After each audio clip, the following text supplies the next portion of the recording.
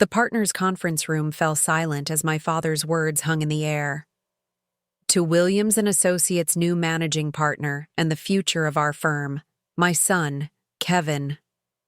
Champagne glasses clinked around me while I stood frozen, legal pad clutched in my hand, certain I'd misheard. Before we jump back in, tell us where you're tuning in from, and if this story touches you, make sure you're subscribed, because tomorrow, I've saved something extra special for you. My younger brother, who had failed the bar exam twice before, passing, who still brought me his motions to review, who had joined the firm barely 3 years ago compared to my 8. That Kevin was now my boss? My father's eyes skipped over me as partners offered congratulations, his message clear as any legal brief. A Williams man would lead the Williams firm, regardless of merit. I'd been foolish to think talent and dedication mattered more than gender in my father's eyes. But as the accounting notification flashed on my phone, showing nearly $1 million quietly transferred from our firm's accounts to a mysterious LLC, I realized this betrayal went far deeper than passed-over promotion. This was about ethics, client funds, and everything a law firm should stand for. My father had taught me that a lawyer's reputation was their most valuable asset. Now I had to decide what to do with the devastating truth. The man who'd taught me about legal ethics was breaking them all. I arrived at Williams and Associates at 5:30 that morning, a full 2 hours before anyone else would be in the office. The downtown Phoenix law firm had been my home for 8 years, ever since I'd passed the bar and declined offers from prestigious firms in New York and Chicago to join the family business. My grandfather had founded Williams Legal Services in 1962, a one-man operation defending small businesses. My father had transformed it into Williams and Associates, a respected mid-sized firm handling everything from complex corporate litigation to high-profile personal injury cases. And I, Sarah Williams, had spent my entire life preparing to one day lead it into the future. The early morning silence of the office felt different today, heavier, laden with betrayal. I unlocked my office door and settled behind my desk, surrounded by diplomas and case victories that suddenly felt hollow. Top of my class at Stanford Law, federal clerkship with Judge Hernandez, the Beaumont class action that had saved the firm during the recession and brought in $8 million in fees. None of it had mattered yesterday when my father had announced Kevin as managing partner. I pulled up the accounting notification that had appeared on my phone during the announcement. A transfer of $400,000 from our operating account to Williams, Legacy Holdings LLC, an entity I'd never heard of despite being a named partner in the firm. 2 more notifications appeared when I searched back through records, $250,000 and $175,000 transfers to the same LLC over the past month.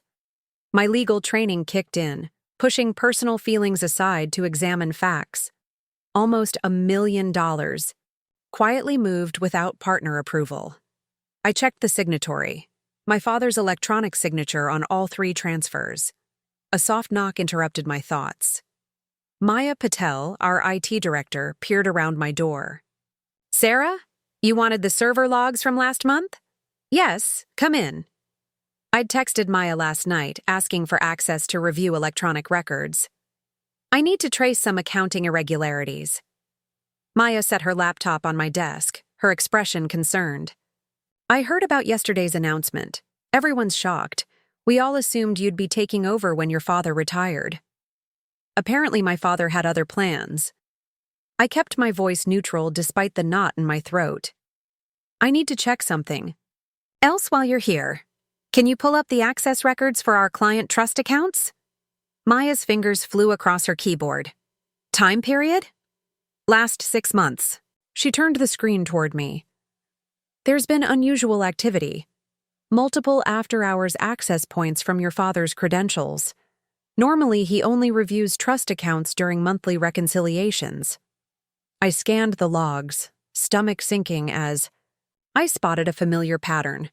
Large settlements coming in, followed by unscheduled trust account access, followed by transfers out that didn't match expected disbursement schedules.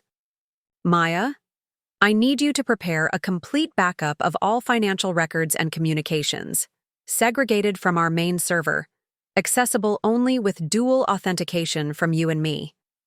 Her eyes widened slightly, but she nodded. As the firm's head of cybersecurity, she understood the implications of my request. You think someone's compromised our systems? I think I need to verify our financial integrity. I chose my words carefully, unwilling to accuse my father outright without conclusive evidence. Client trust accounts are sacred in our profession. Any irregularity needs thorough investigation. I'll have the secure backup ready by noon. Maya hesitated. Should I tell Mr. Williams? Standard protocol. No. My response came too quickly. This is a confidential internal audit that I'm conducting as named partner. I'll inform the appropriate parties when I have findings to report.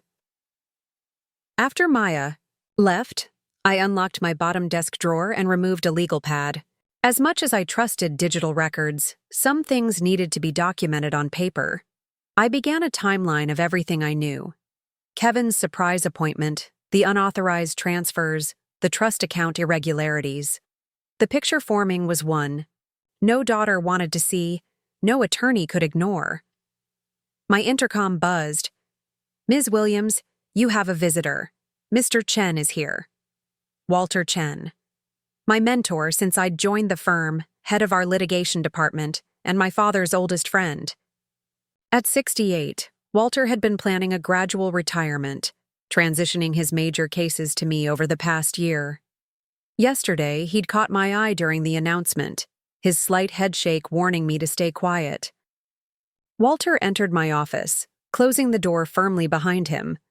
He looked tired, the lines around his eyes deeper than I remembered. The contrast between his impeccable gray suit and his evident exhaustion was jarring. You've been looking at the financial records, he said without preamble. I kept my expression neutral. What makes you say that?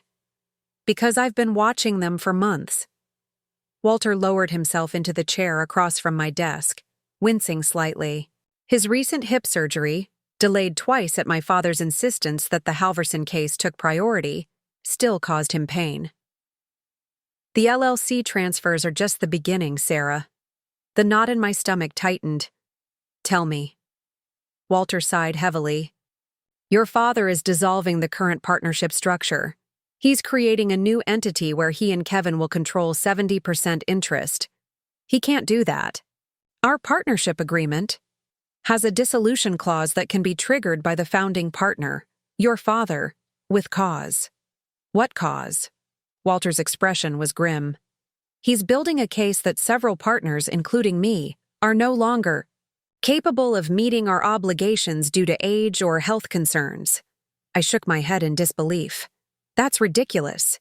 You just won the Sullivan trial last month. With your research and preparation, Walter acknowledged.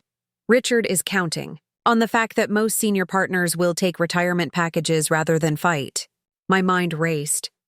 And the transferred funds? Setting up the new entity, I believe, creating operating capital that the old firm won't be able to reclaim. I processed this information, legal strategies already forming. The partnership agreement has protective covenants. This can't be legal. Walter smiled slightly. I taught you well. He reached into his jacket pocket and removed a small flash drive. This contains documentation I've been gathering. Financial records, emails, meeting notes that weren't circulated to all partners. Your father has been planning this for at least a year. A year? The betrayal cut deeper. Last year, I'd declined an offer to head litigation at Morris & Foster, a prestigious competitor, because my father had hinted I was being groomed for leadership. Walter's expression softened. There's more, Sarah. The Westfield settlement funds. My blood ran cold. Westfield was my case. A tragic, wrongful death. Suit involving a young mother killed by faulty manufacturing equipment. We'd settled for $8.4 million. with the funds deposited into our client trust account 2 weeks ago, awaiting final distribution to the family and their minor children. The settlement check was deposited, Walter continued, but $2.1 million appears to have been temporarily diverted to an investment account before being returned 3 days later. That's not just unethical, that's criminal, I whispered. Trust accounts were inviolable. Client funds that could never be commingled with firm money or borrowed, even temporarily. Walter nodded gravely, which is why I need your help. I've been building a case, but as your father's oldest friend, I have limited access without raising suspicion. You, as his daughter and a named partner, can access records I can't. You want me to investigate my own father? My own firm? I want you to protect your clients, your career, and the firm your grandfather built with integrity. Your father has lost his way, Sarah. The power, the prestige, it's corrupted him. I thought of the clients who trusted us with their most significant legal matters, the staff whose livelihoods depended on the firm, the legacy that was being tarnished. What about Kevin? Is he involved? I don't believe so. Kevin may be entitled and underqualified, but I don't think he's dishonest. Just a convenient figurehead who won't ask difficult questions. I turned the flash drive over in my fingers, feeling the weight of the decision before me. How much time do we have? The new structure is scheduled to be finalized in 3 weeks, after your father's 70th birthday gala. The irony wasn't lost on me. The celebration I'd been planning for months would now serve as the backdrop for my father's betrayal of everything he'd taught me about legal ethics. I'll need access to the server archives, I said, my mind already building an investigation strategy, and the complete trust account records for the past year. Walter's eyes held a mixture of sadness and pride. This won't be easy, Sarah. He's your father. He stopped being just my father the moment he compromised our client's interests, I replied. Now he's a lawyer who's violated his oath, and that I cannot ignore. Walter nodded, understanding the weight of my decision. Then, we begin. The next few hours passed in a blur of focused investigation. I reviewed the documents Walter had compiled, tracing money movements through increasingly complex pathways. By lunchtime, a disturbing pattern had emerged. Client settlement funds being temporarily borrowed from trust accounts, used for firm expenses or investments, then replaced before disbursement deadlines, sometimes using funds from newer settlements in a dangerous shell game. My secretary knocked softly. Ms. Williams, your mother is on line 1. She says it's about the birthday gala planning. I took a deep breath before picking up. Hi, Mom. Sarah, darling, where have you been? I've called you 3 times this morning. Elizabeth Williams' voice carried the crisp authority that had made her one of Phoenix's most formidable charity organizers and social connectors. Preparing and narrating this story took us a lot of time, so if you are enjoying it, subscribe to our channel. It means a lot to us. Now back to the story. The florist needs final approval on the arrangements, and the caterer wants to confirm the champagne selection. I've been in meetings, I said vaguely. Can we discuss this tonight? Tonight is the Hendersons' benefit, which you would know if you checked the family calendar. The disapproval in her voice was familiar. I need answers now, Sarah. Your father's 70th is our most important social event this year. I closed my eyes, wondering how my mother would react to knowing her husband was potentially facing disbarment or even criminal charges. Would she stand by him? Probably. Elizabeth Williams had spent 40 years crafting the image of perfect family and flawless success. Reality that contradicted this narrative simply didn't penetrate her worldview. Whatever the florist suggests is, fine, Mom, and the verve for champagne. You sound distracted. Is this about Kevin's promotion? Because really, Sarah, you should be grateful. Managing a law firm is hardly compatible with family life, which you should be focusing on at your age. 34 is I have to go. Mom? Client emergency? I hung up before she could launch into her familiar lament about my lack of husband and children, wondering if she'd ever considered that my dedication to the firm had been the primary obstacle to that traditional path. My phone buzzed with a text message from Kevin. Lunch at Morton's? Dad wants to discuss transition plans. I stared at the message, fighting a wave of anger.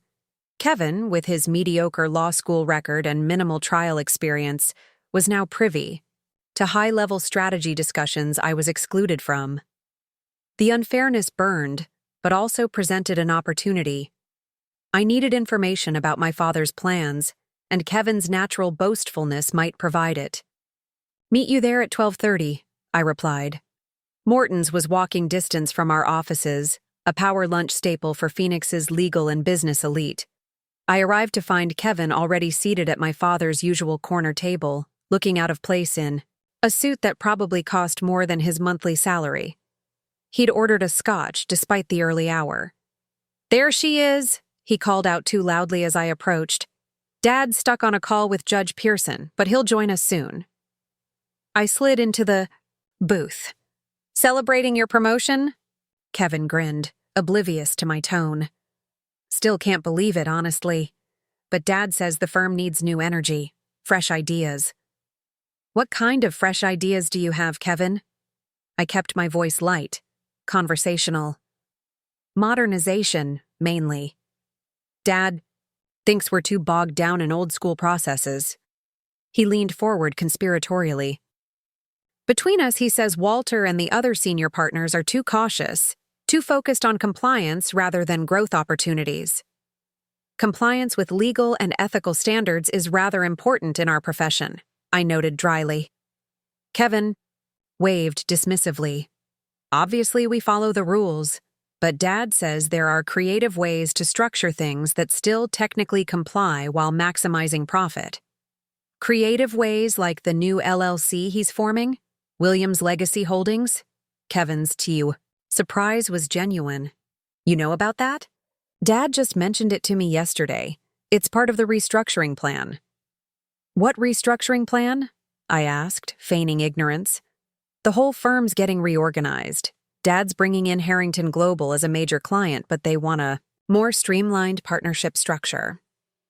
Some of the older partners are taking retirement packages. Harrington Global, a construction conglomerate with a reputation for aggressive business practices and regulatory corner-cutting. Walter had declined to represent them 3 years ago, citing concerns about their compliance history. And the new structure gives you 70% controlling interest, I probed. Kevin's brow furrowed. What? No, Dad and I will have majority control, but it's like 51%, I think. Interesting. My father was keeping Kevin in the dark about the actual numbers. Did Dad explain how the capital accounts will transfer, or the client management transitions? He said not to worry about that stuff yet. Kevin took a long sip of his scotch. I'm supposed to focus on client relationships while he handles the financial restructuring. He paused, studying me. You don't seem happy for me, Sarah. I chose my next words carefully. I want what's best for the firm and our clients, Kevin. Managing partner is a huge responsibility with significant fiduciary duties and ethical obligations. Dad may be asking more of you than you realize. You think I can't handle it, he said, defensiveness creeping into his voice. I think Dad might be putting you in a difficult position without giving you all the information you need. I leaned forward. Kevin, as managing partner, you're legally responsible for the firm's financial decisions, including trust account management. Have you reviewed our current client trust accounts? He shrugged uncomfortably. Dad says the accounting department reports directly to him during the transition. That arrangement doesn't shield you from liability if there are improprieties, I said quietly. The Bar Association won't accept Dad handled it as a defense. Kevin's expression shifted from defensiveness to uncertainty. For the first time, I saw a crack in his entitled confidence. What are you saying, Sarah? I'm saying you should demand complete transparency about the firm's finances before signing anything. Review every account, every client trust balance, every transfer. That's your right and responsibility as managing partner. Before Kevin could respond, my father approached the table, his imposing figure commanding attention as always. At nearly 70, Richard Williams still maintained the commanding presence that had intimidated countless opposing counsel and charmed juries throughout his career. "Sarah, I didn't expect you to join us," he said smoothly, though his eyes betrayed irritation. "Kevin invited me," I replied with an innocent smile. "We were just discussing his new responsibilities as managing partner, including his fiduciary oversight of client trust accounts." My father's smile tightened imperceptibly. "I've explained to Kevin that we'll transition those responsibilities gradually. No need to overwhelm him with technical details immediately."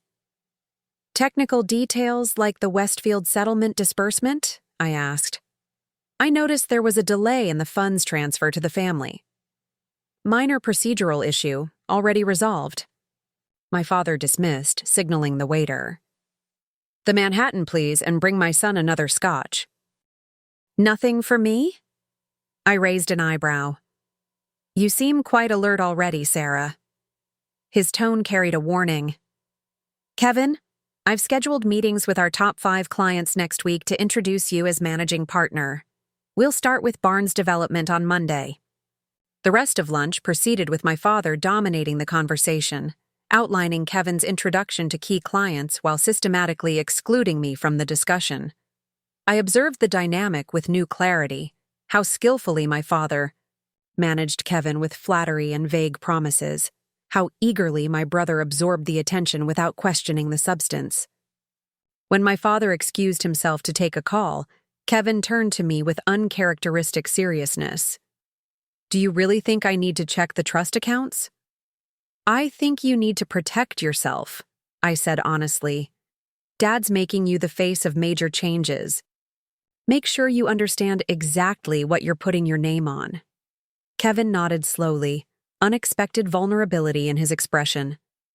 "I always thought you resented me." "You're my brother, Kevin. Whatever issues we have, I don't want to see your career destroyed before it really begins." My father returned before Kevin could respond, ending our brief moment of connection with deliberate finality. "Sarah, I need you to handle the Johnson deposition tomorrow. Kevin will be with me meeting Harrington's general counsel." "Of course," I replied, recognizing the dismissal for what it was, my relegation to routine work while Kevin was groomed for leadership. I should get back to the office to prepare. As I walked back to the firm, my phone buzzed with a message from Maya. "Secure backup complete. Found something concerning in the email archives you should see." The investigation was gaining momentum. Whatever my father was planning, whatever ethical lines he had crossed, I was now committed to exposing the truth. Not just for my own career, but for the firm my grandfather had built on principles of integrity, for the clients who trusted us with their most important matters. And yes, even for Kevin, who was being set up as either a willing accomplice or an unwitting scapegoat. The afternoon sun beat down on Phoenix's downtown legal district as I quickened my pace. 3 weeks until my father's birthday gala. 3 weeks to build a case that would either save Williams and Associates or tear my family apart. The weight of that responsibility settled on my shoulders with each step back toward the firm that bore my name, but was no longer truly mine. Back at the office, I found Maya waiting in my office, laptop open on my conference table. She closed the door behind me without being asked, her expression grave. "I found a pattern of deleted emails," she said without preamble. "Your father has been corresponding with someone named James Harrington using a private Gmail account instead of his firm email, but he occasionally forwarded documents from his work account to the Gmail." "Harrington as in Harrington Global?" I asked, sitting down beside her. "The same. It appears they've been discussing some kind of merger or acquisition for months. The language is deliberately vague, but there are references to consolidating assets and cleaning up legacy obligations before finalizing the deal. I leaned in to review the emails she'd recovered. Does Kevin appear in these communications? Only as a subject, never as a recipient. There's one from 3 months ago where your father writes, Kevin will be positioned as the face of the transition. His appointment will deflect attention from the financial restructuring. The confirmation of my suspicions brought no satisfaction. Have you found any direct references to client funds? Maya hesitated. Not explicitly, but there's a spreadsheet attached to one email titled Bridge Capital Requirements. It shows temporary allocations of funds with repayment schedules. The amounts and dates correlate with several major settlement deposits and disbursements. My father was using client settlement money to temporarily fund firm operations, I said, the reality sinking in. Borrowing from trust accounts with the intention of replacing the funds before anyone noticed. That's what it looks like, Maya confirmed quietly. The pattern suggests it started during the recession when the firm was struggling. Small amounts at first, then increasing. The recession, 7 years ago, when several major corporate clients had suspended litigation activities and slashed legal budgets. The firm had weathered the storm better than most, maintaining staff and even expanding while competitors downsized. I'd attributed our resilience to my father's leadership and the Beaumont class action I'd brought in. Now I wondered how much of our stability had been built on ethical violations. Do you need me to continue the investigation? Maya asked. I nodded. Focus on trust account reconciliations for the past 5 years. Compare disbursement schedules with actual payment dates. And Maya, complete confidentiality. I understand. She gathered her materials. For what it's worth, I started here as an intern during the recession. Your father kept me on when other firms were laying off staff. I've always respected him. So have I said quietly. That's what makes this so difficult. After Maya left, I sent a text to Walter. Found evidence of trust account violations. Need to meet tonight. His reply came quickly. Riverside Park, 7 p.m., our usual bench. For the remainder of the afternoon, I immersed myself in Johnson deposition preparations, forcing my mind to focus on the work while processing the implications of what I'd discovered. By 6:30, I had compiled my notes and questions, setting them aside to review before tomorrow's proceedings. As I prepared to leave, my father appeared in my doorway.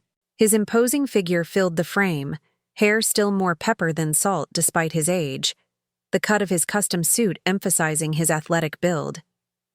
How many juries had been swayed by that authoritative presence? How many opponents intimidated? Working late? He asked casually. Johnson deposition prep, I replied, keeping my tone neutral. He nodded approvingly. Always thorough. That's why you're our best litigator. He stepped into my office, closing the door. Sarah, about yesterday's announcement. Congratulations are in order, I interrupted, not trusting myself to discuss Kevin's promotion without revealing what I now knew.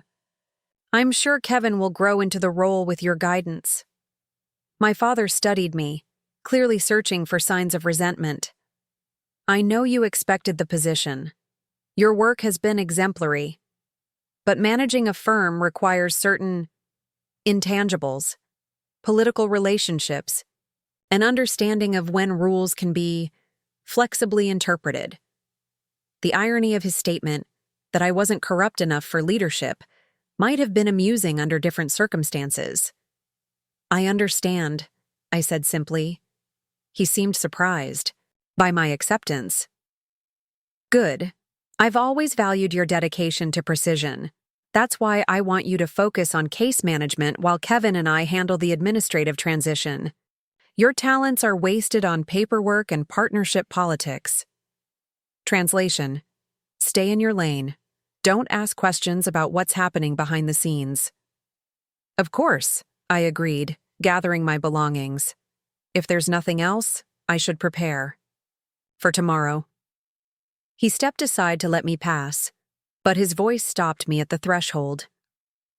One more thing, Sarah. I've been reviewing case assignments. The Harrison matter. I'm transferring primary responsibility to Jeffries. I turned back, slowly. Harrison was a major commercial litigation case I'd been building for 18 months, a case with significant settlement potential in the next few months. Any particular reason? I kept my voice steady.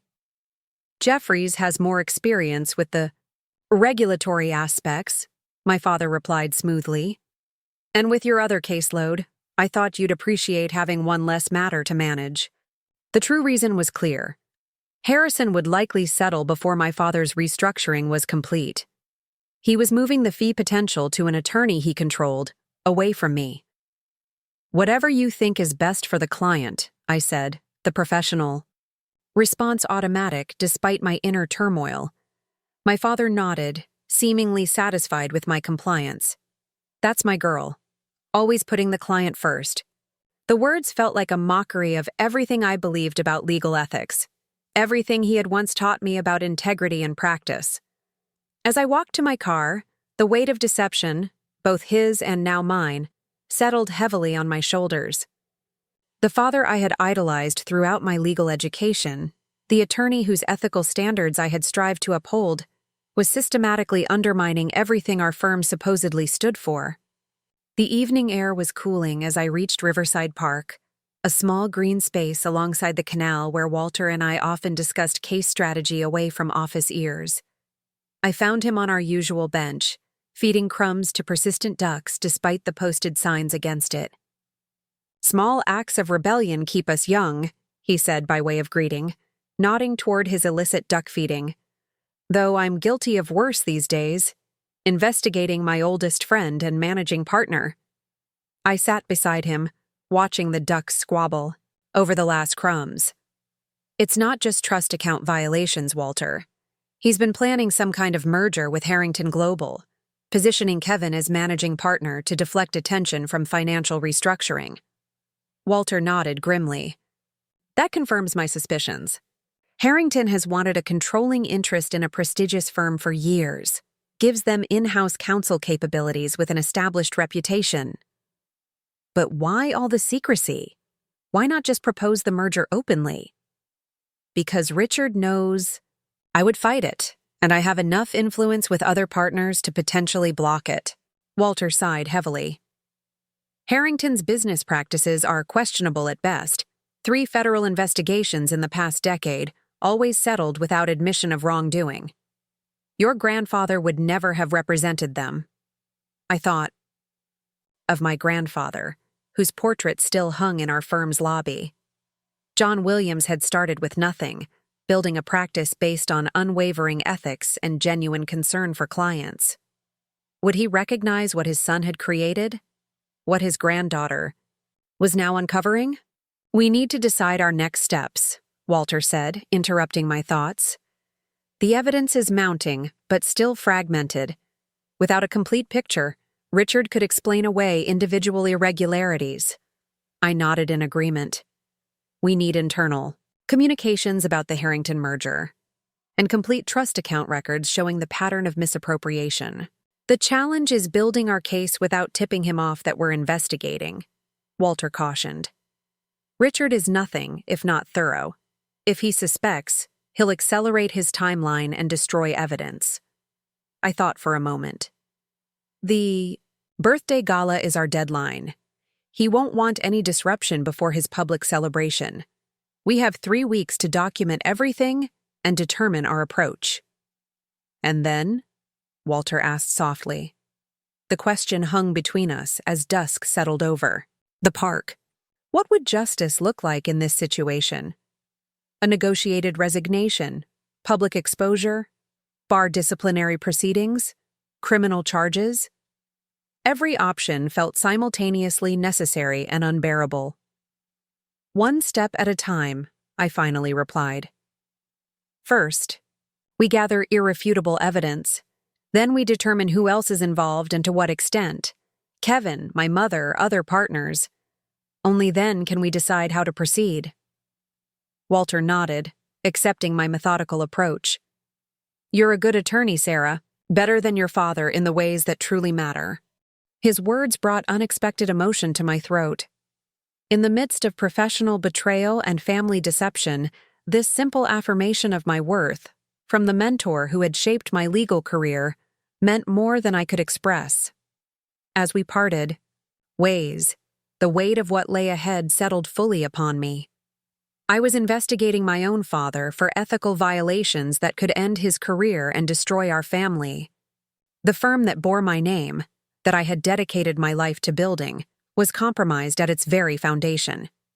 And somewhere in this tangled web of deception was my brother, either a willing participant or an unwitting pawn in our father's schemes. Tomorrow would bring the Johnson deposition, partnership meetings, and the continued facade of business as usual. But beneath the surface, everything had changed. The truth was unfolding, one damning document at a time, and nothing, not family, loyalty, not professional standing, not even my own future, could stop its inevitable revelation. The law library on our firm's 14th floor had always been my sanctuary.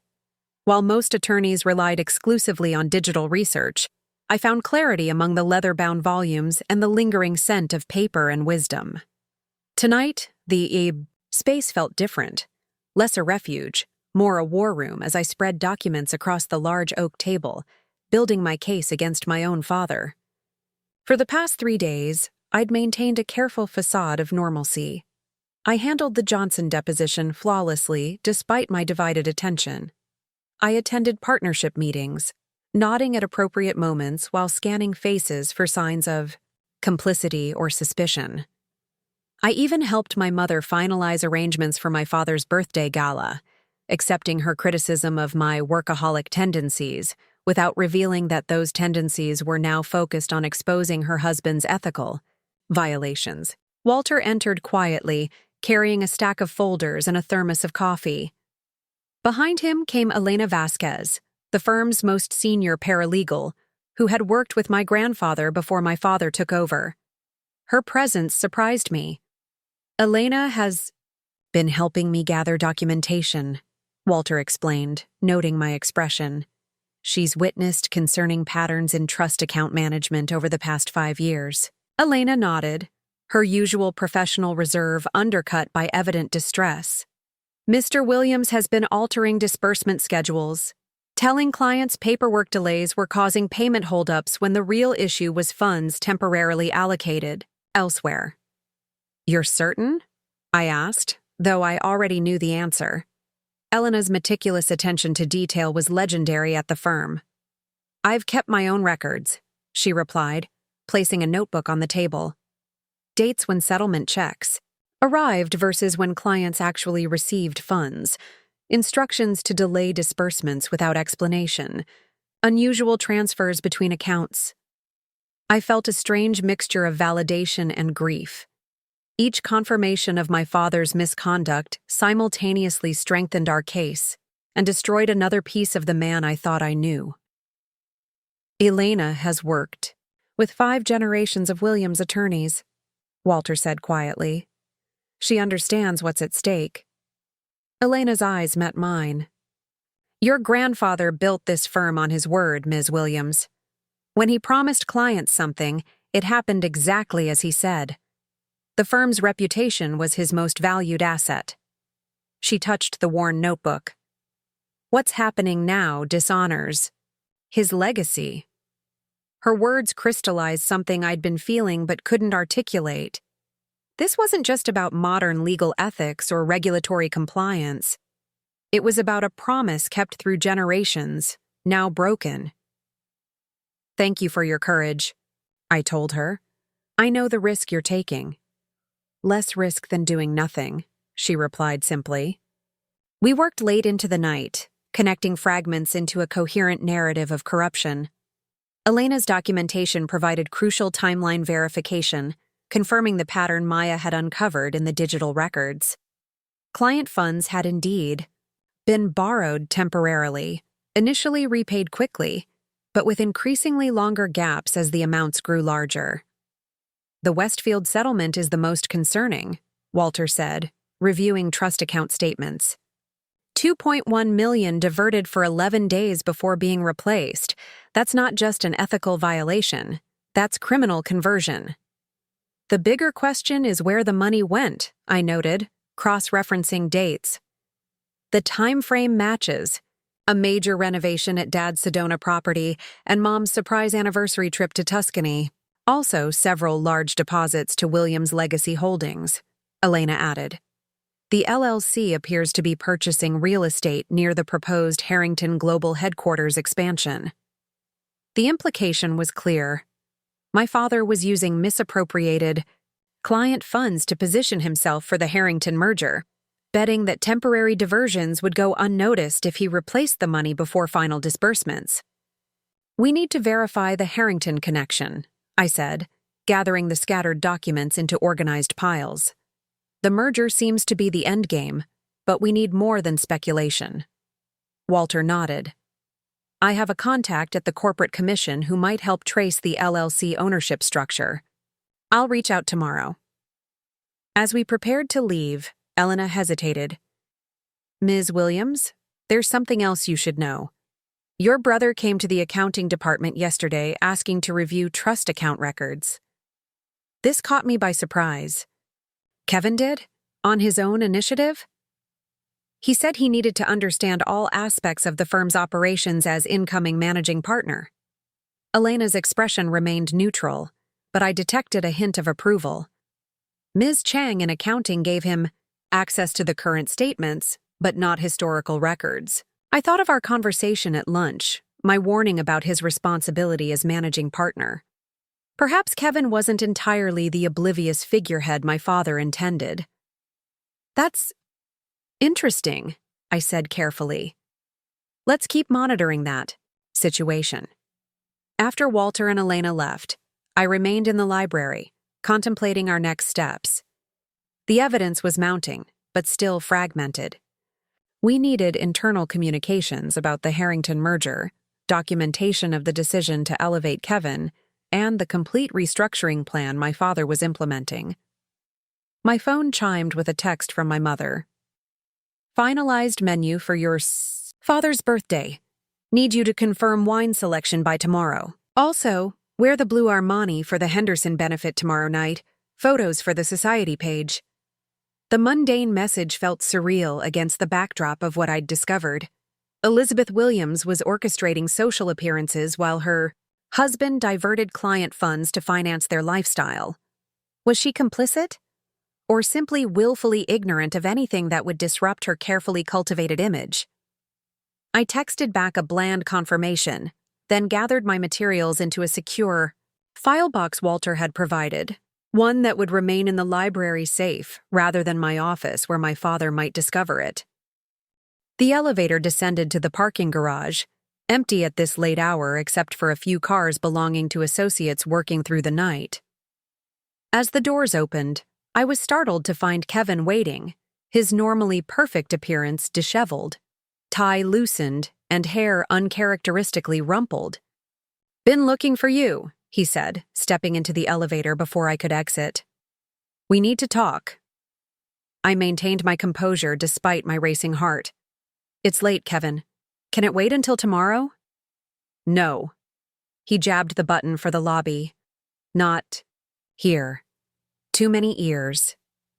His uncharacteristic terseness alarmed me. Had my father discovered our investigation? Was Kevin here as his messenger?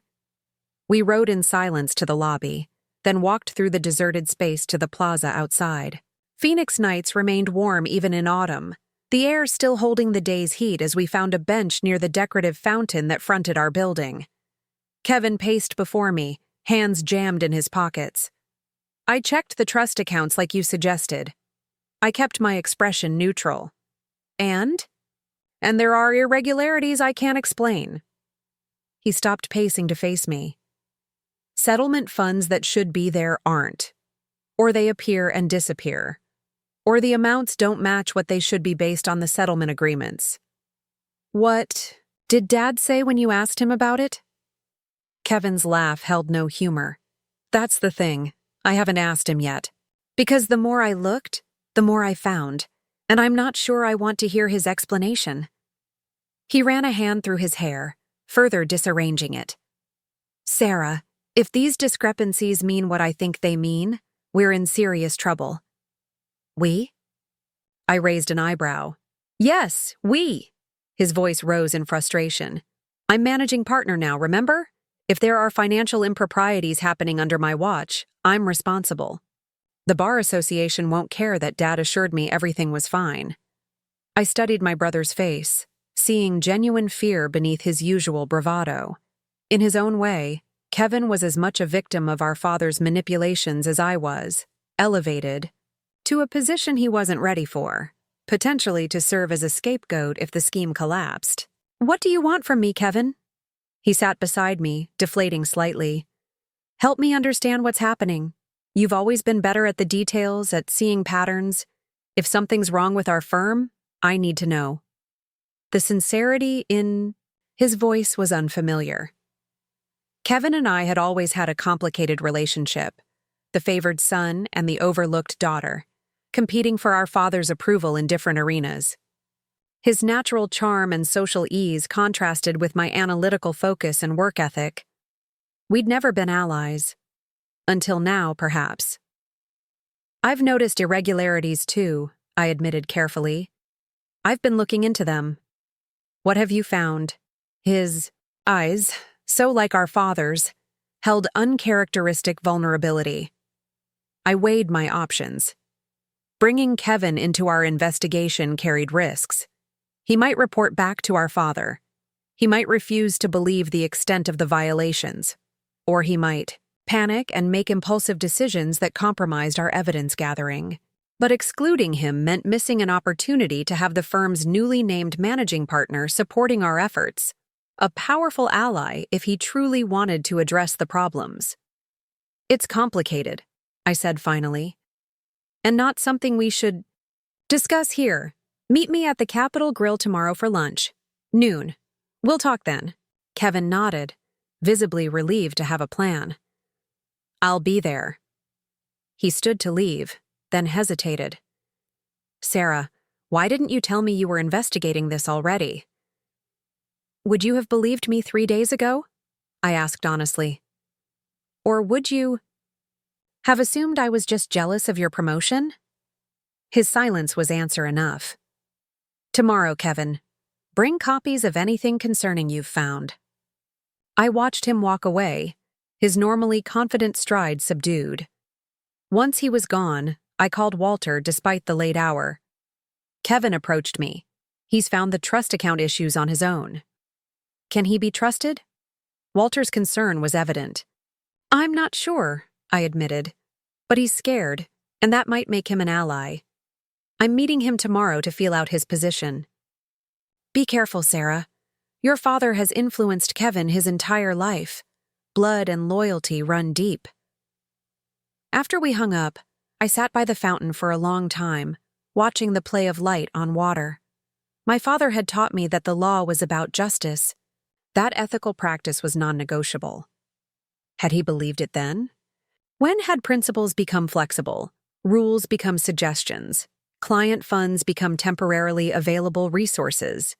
And more disturbing, if I hadn't been passed over for managing partner, would I have discovered these violations? Or would I have been gradually drawn into the same compromises, the same ethical flexibility, until I too could justify temporary reallocation of funds that weren't mine? Morning came too quickly after a restless night. I arrived at the office to find my calendar rearranged, 2 depositions rescheduled, a client meeting canceled. My secretary looked apologetic.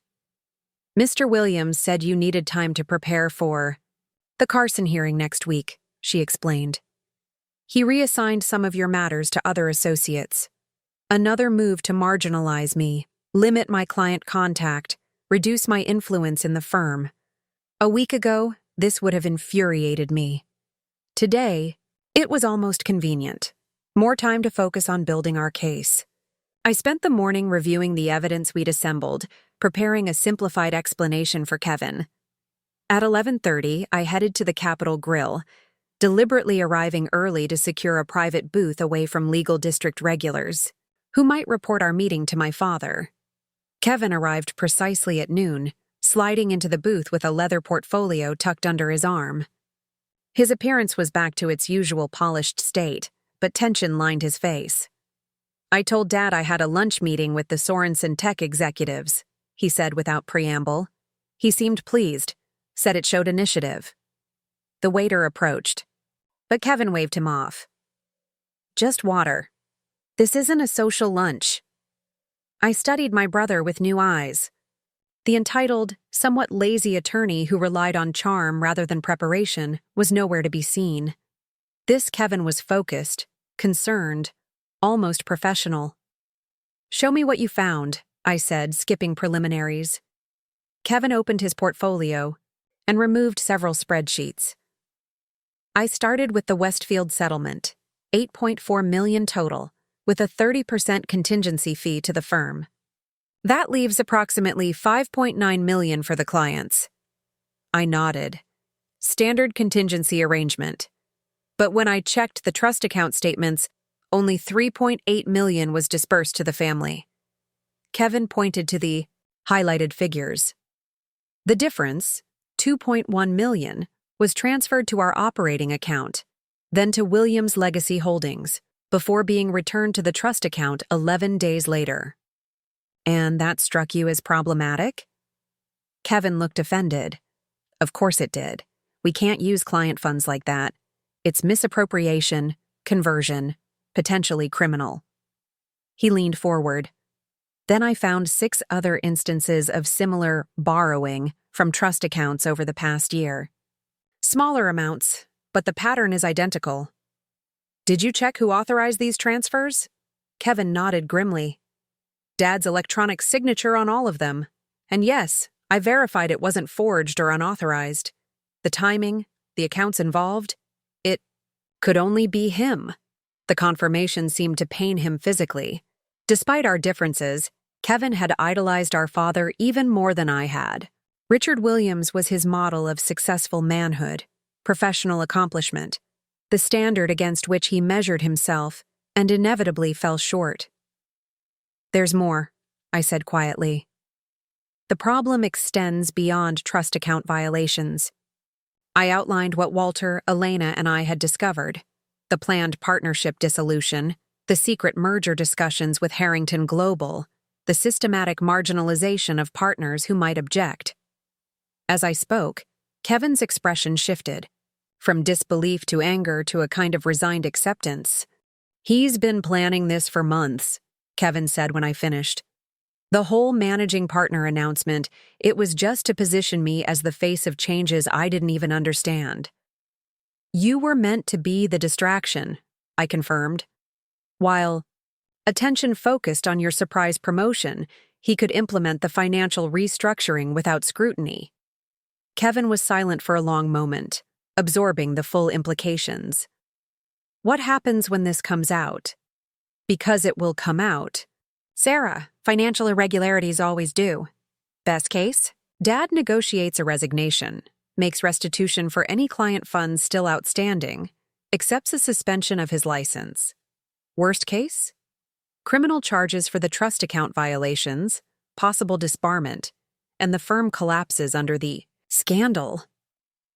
I kept my voice clinical, detached, though the scenarios I described felt like physical pain. And me? I'm managing partner of a firm engaged in financial fraud. "That depends on what you do now," I said carefully. "Your knowledge is still fresh. You haven't participated in or approved any improper transfers. Your liability is limited. For now." Kevin's eyes narrowed slightly. "You've been investigating for longer than I have. Are you building a case against Dad?" I met his gaze directly. "I'm documenting what happened. What that becomes depends on several factors, including whether Dad is willing to make this right voluntarily." "You think he'll just confess and resign if confronted?" Kevin's skepticism was warranted. Our father had never admitted fault easily, even in small matters. "I think we need to give him the opportunity to correct this before it becomes a public scandal. For the firm's sake, for our clients, and yes, for our family." Kevin absorbed this, weighing options and consequences in a way I'd rarely seen him do. You said we. Does that mean you want my help? I think we need each other, Kevin. You have access as managing partner that I don't. I have legal expertise and relationships with the senior partners that you lack. And if Dad refuses to make this right, if he denies everything or tries to cover it up further? The question hung between us, heavy with implications for our family, our careers, our futures. Then we do what lawyers are supposed to do. We follow the evidence and the ethical obligations of our profession, wherever they lead. Kevin nodded slowly, a decision crystallizing in his expression. Okay, I'm in. What's our next step? We need the complete partnership restructuring documents. Dad must have drafted something formal for the Harrington merger. He keeps sensitive documents in his home office, Kevin noted. The annual family dinner is Sunday. We could look then. The suggestion surprised me. Kevin had always been careful to maintain our father's approval, never rocking the family boat. Now he was proposing we search our father's private office. You're serious about this, I observed. He made me managing partner, Sarah. Kevin's voice hardened. If these allegations are true, he put my license, my reputation, my future at risk without a second thought. So yes, I'm serious. For the first time in our adult lives, Kevin and I were truly aligned, our usual competitions suspended in the face of our father's betrayal. We spent the remainder of lunch developing a strategy. Kevin would continue reviewing financial records while appearing to focus on client relationships. I would work with Walter and Elena to document the partner marginalization pattern, and we would both attend Sunday dinner with the specific goal of accessing our father's home office. As we prepared to leave, Kevin hesitated. Does Mom know about any of this? The question had been troubling me as well. Elizabeth Williams had been married to our father for 40 years, managing their social calendar, charitable engagements, and multiple properties. Could she really be ignorant of financial improprieties that funded her lifestyle? I don't know, I admitted. But we should assume she doesn't. Mom has always separated herself from firm business. Kevin nodded, seemingly relieved. The thought of both parents being complicit would be too much to bear. Back at the office, I found Walter waiting in my office, his expression grave. We have a problem. Your father has called a special partnership meeting for tomorrow morning. Topic is streamlining operations and preparing for growth opportunities. He's accelerating the timeline, I realized. Kevin and I meeting for lunch must have triggered something. Or he simply feels confident in proceeding, Walter suggested. The birthday gala is still 2 weeks away, but perhaps the arrangements with Harrington are solidified ahead of schedule. I quickly texted Kevin, special partnership meeting tomorrow a.m. Dad moving faster than expected. His reply came seconds later. Just got the notice. What's our play? A good question. We had evidence of trust account irregularities, but nothing definitively connecting them to the partnership restructuring or Harrington merger. Challenging my father publicly without complete documentation would be professionally risky and potentially counterproductive. We observe, I texted back. Gather information. Don't tip our hand. I updated Walter on my lunch with Kevin, including his discovery of the trust account violations and willingness to help our investigation. Walter seemed cautiously optimistic.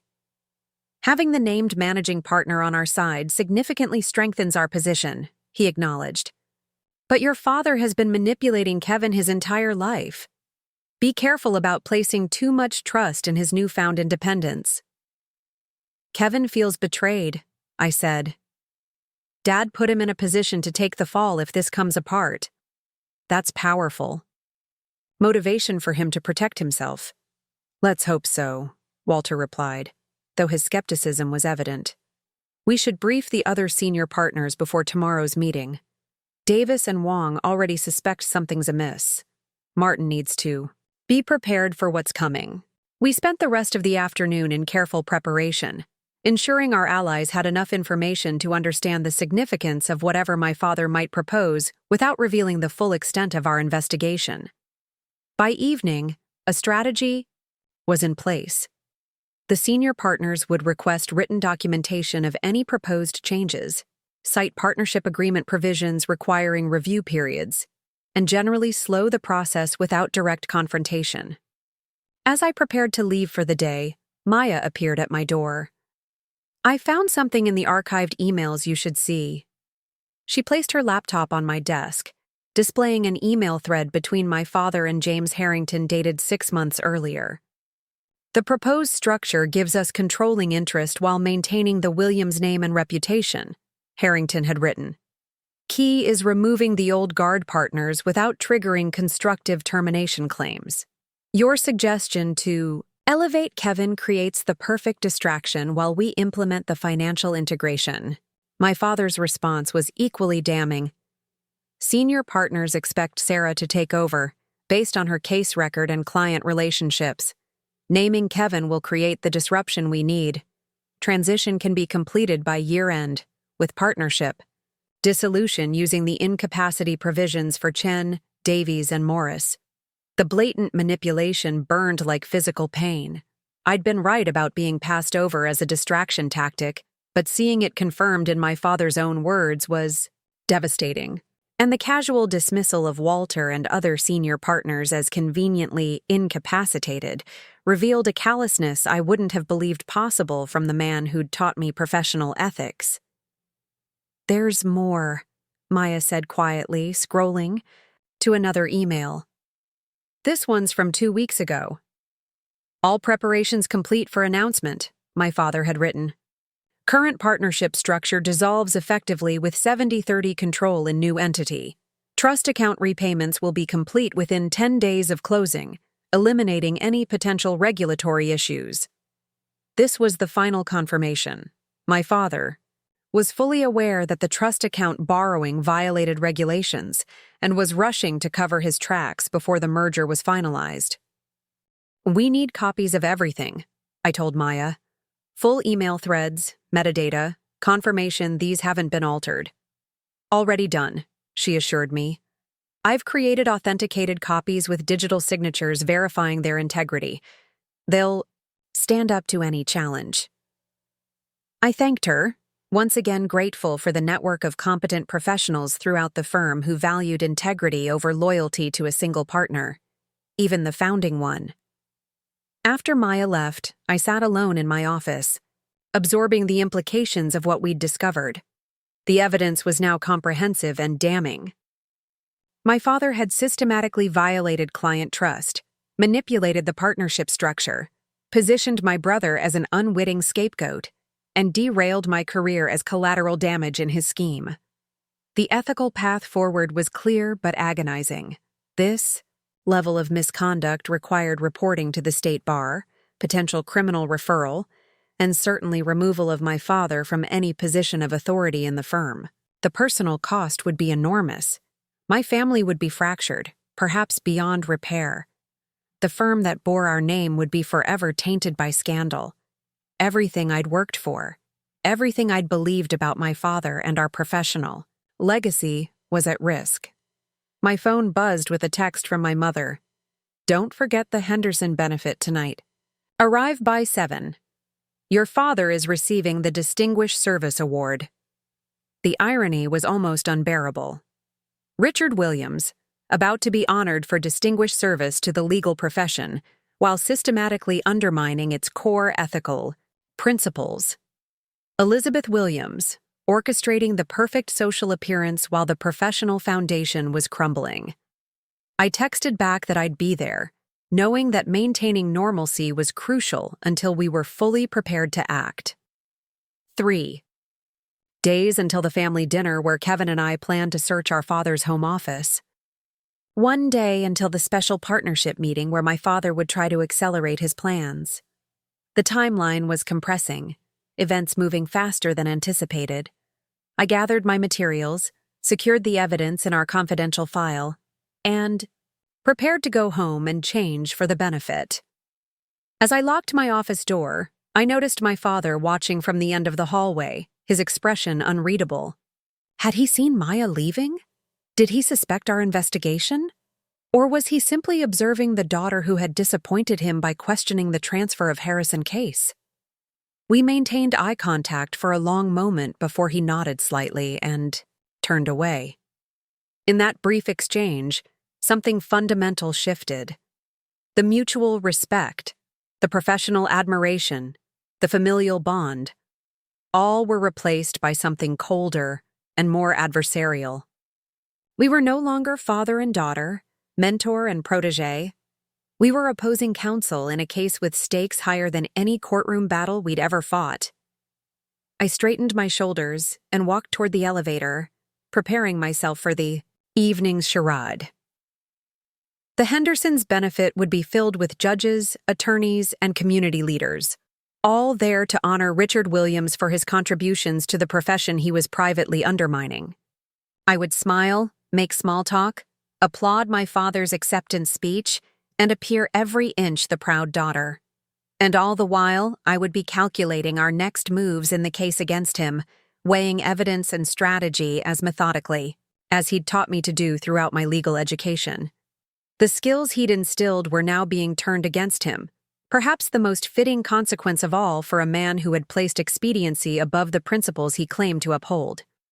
The elevator doors closed, carrying me down to the parking garage and toward a confrontation that would redefine our family, our firm, and my own understanding of justice.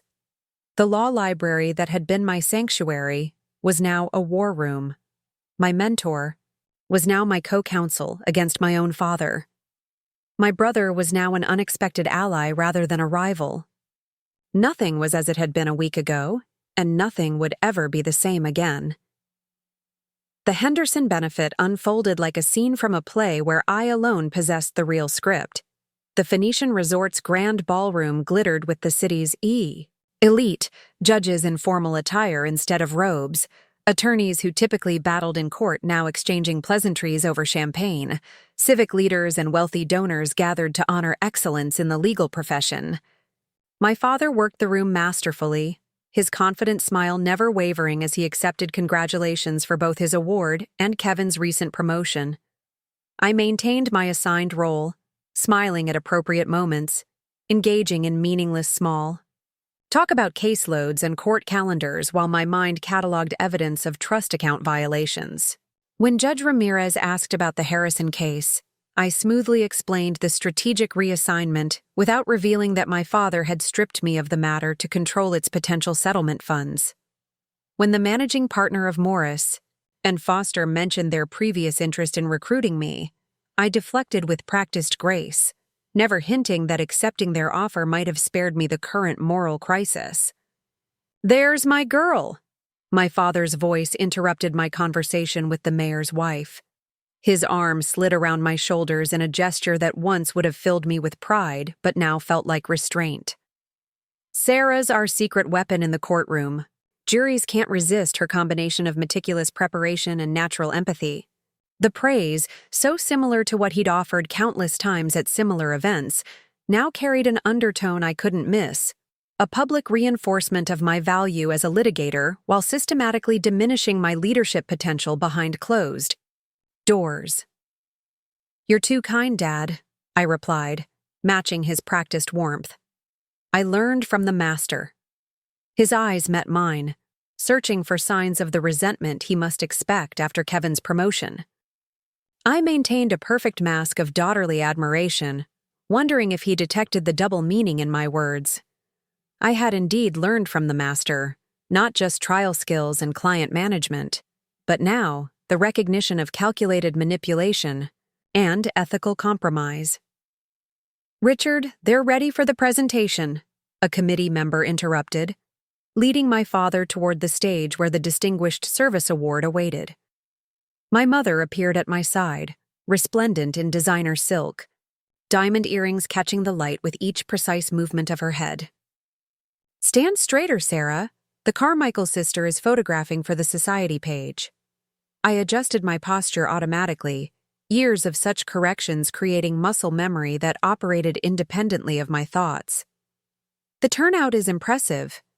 Of course it is.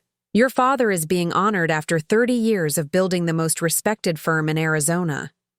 Her pride was genuine, if narrowly focused on external validation rather than the substance beneath it. Though I must say, you could have chosen a more flattering style.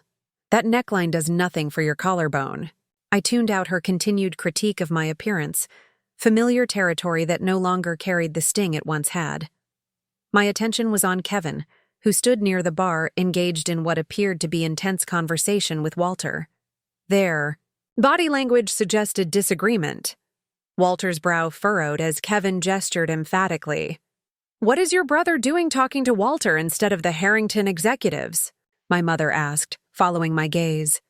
"Your father specifically asked him to cultivate that relationship tonight."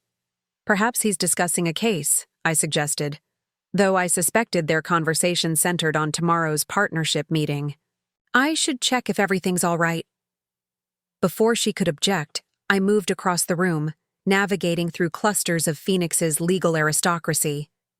As I approached, Walter noticed me and adjusted his posture, his expression clearing.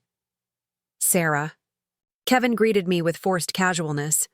Walter was just sharing an interesting perspective on partnership structures. "A purely academic discussion," Walter added smoothly, "comparing governance models across different-sized firms." I understood their caution. The ballroom offered too many eyes and ears for genuine conversation about our investigation. "Fascinating topic. Perhaps we could continue it tomorrow after the partnership meeting." Kevin nodded, the slight tension in his jaw belying his relaxed demeanor. "Absolutely. I should circulate. Dad mentioned wanting me to connect with the Harrington team." As he moved away, Walter leaned closer. "Your brother seems genuinely concerned about the restructuring implications, but he's hesitant about confronting your father directly." "He needs more time," I murmured. "This is all very new to him." "Time may be a luxury we don't have. I've heard rumors that the Harrington merger documentation is being prepared for signature next week, well before your father's birthday celebration." This acceleration was concerning. Were we losing the window for controlled intervention?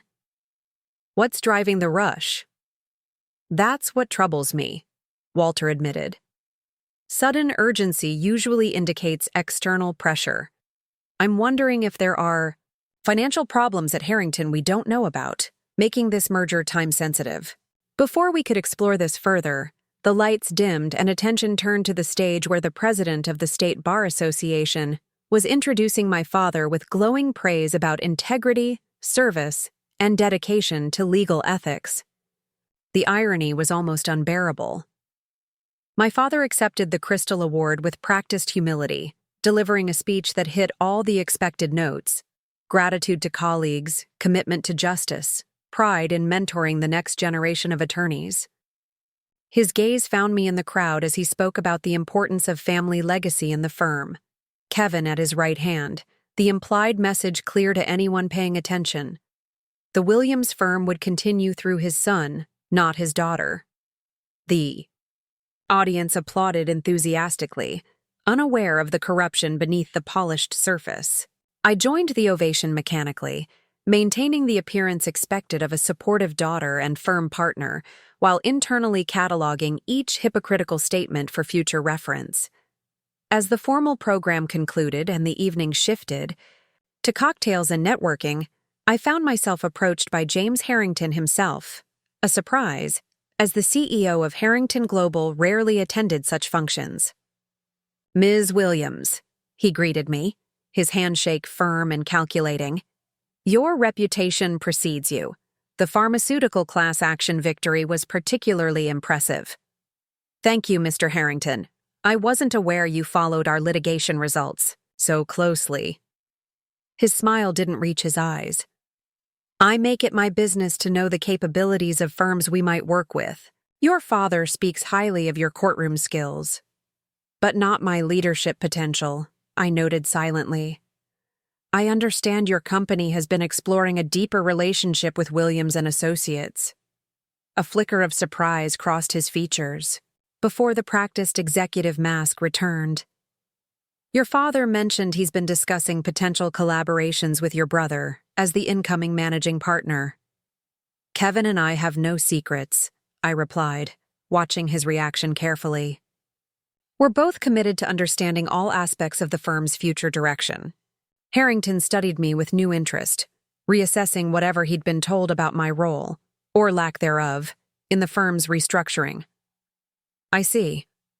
Well, perhaps we should schedule a time to talk more specifically about how your litigation expertise might fit into the broader relationship we're developing.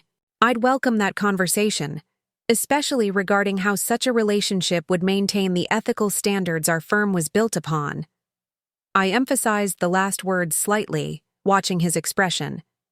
Ethics are certainly a priority for Harrington Global, he replied smoothly, though something flickered in his eyes, awareness, perhaps, that I wasn't as sidelined as my father had suggested. I look forward to exploring this further.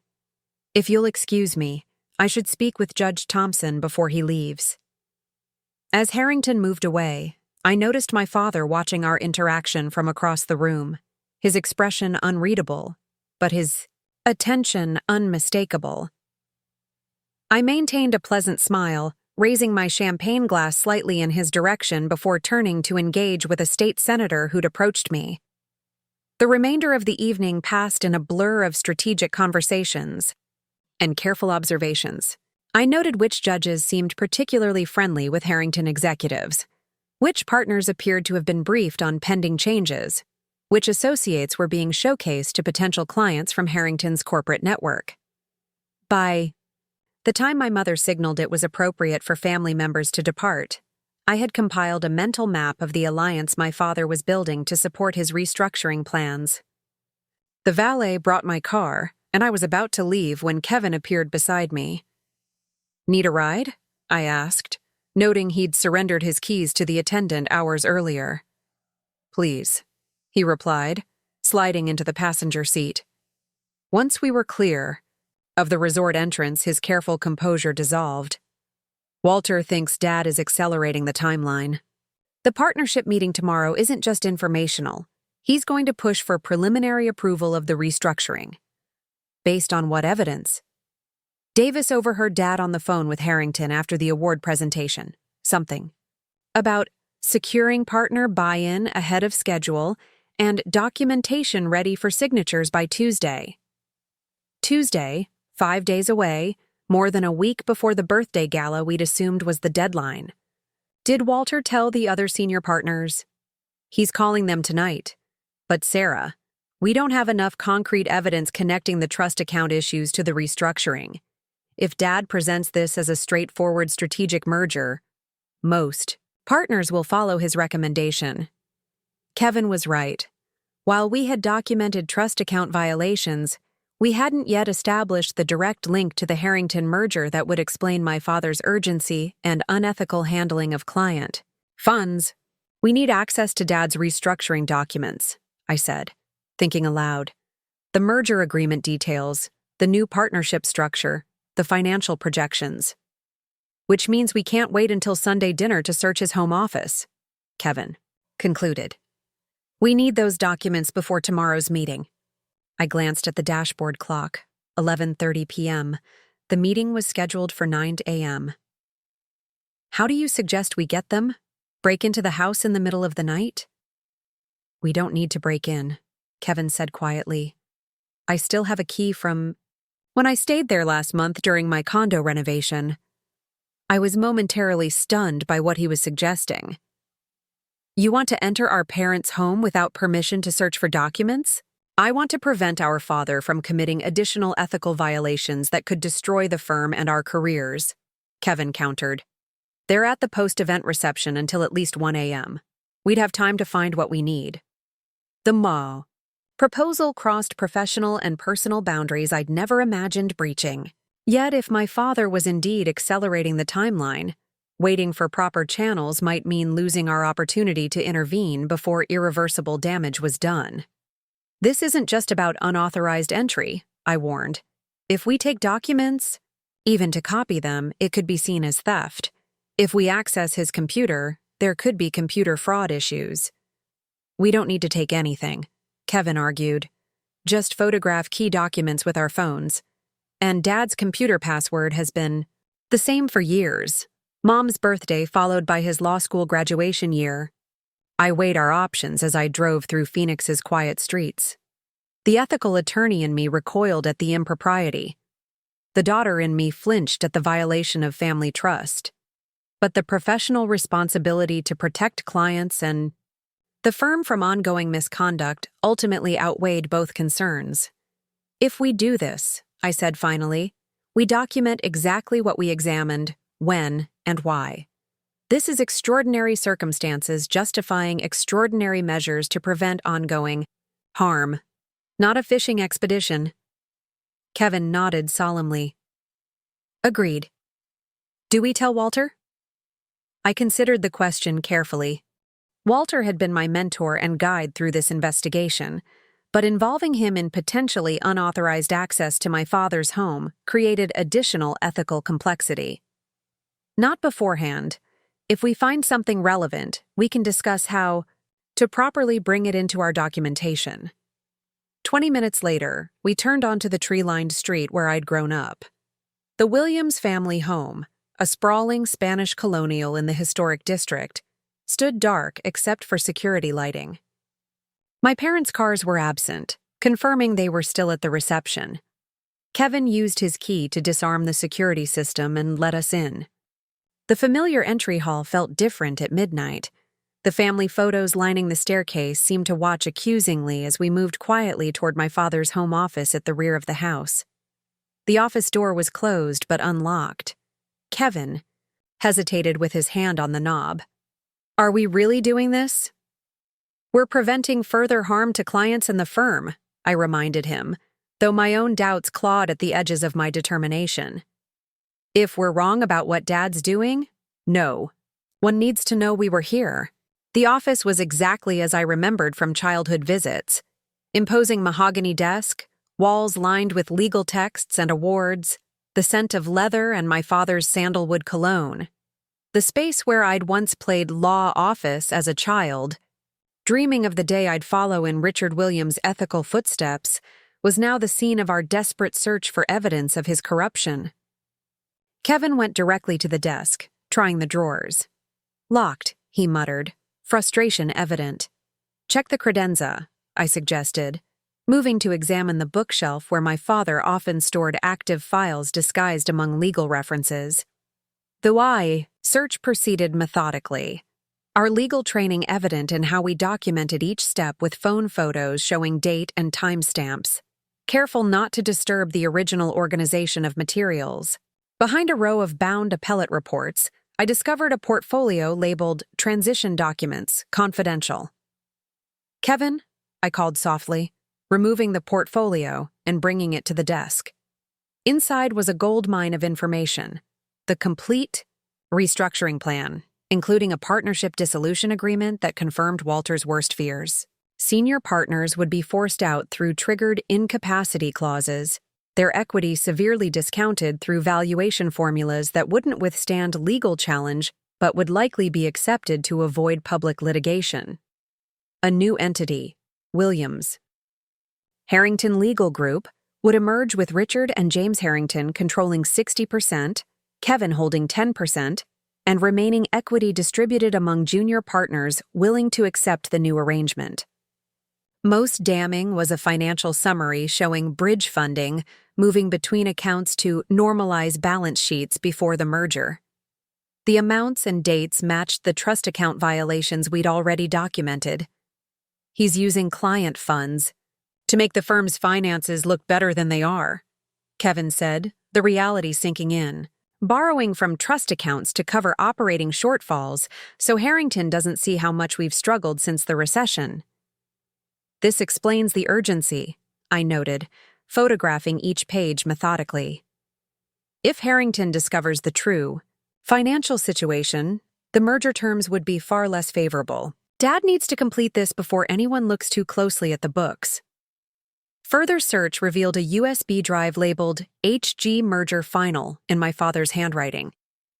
Kevin plugged it into his phone adapter, revealing digital copies of the documents, We'd found plus additional communications between my father and Harrington.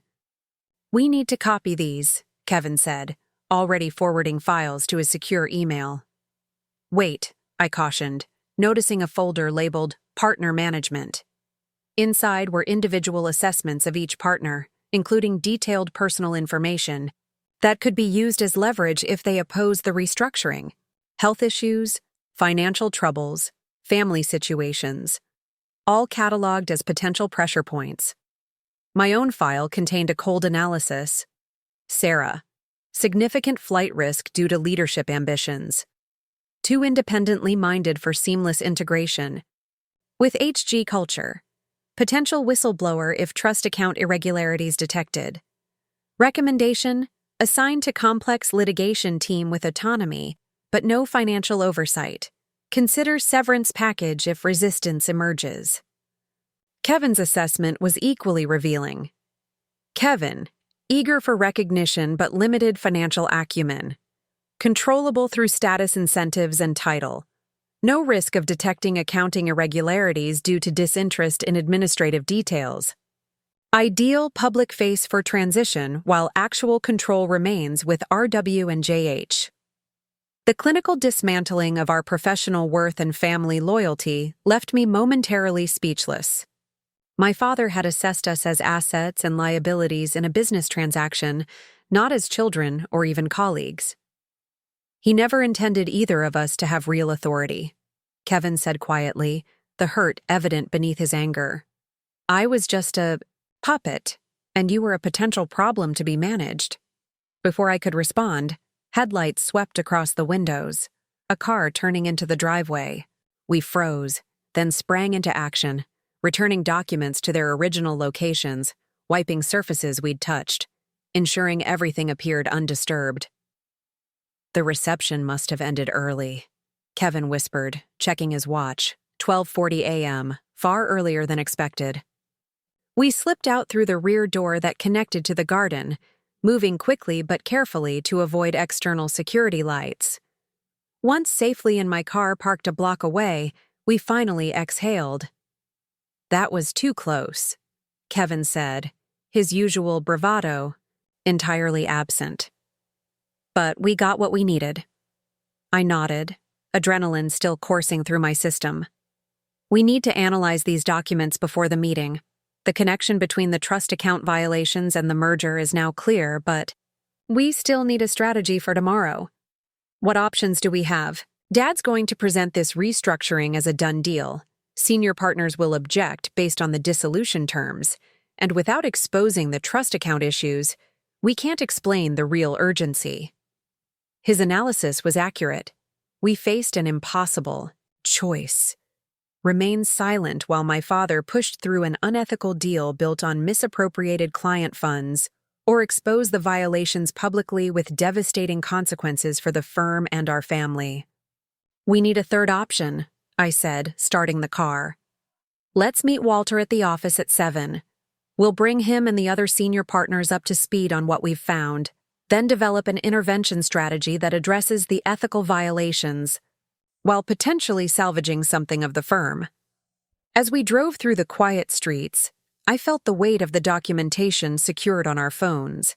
My father had built a respected legal institution on principles he now casually violated. He had raised me to believe in justice while calculating how to control or eliminate me if I became inconvenient. The contradiction between the man who'd taught me legal ethics and the one who systematically undermined them was almost impossible to reconcile. What happens to the firm if this becomes public?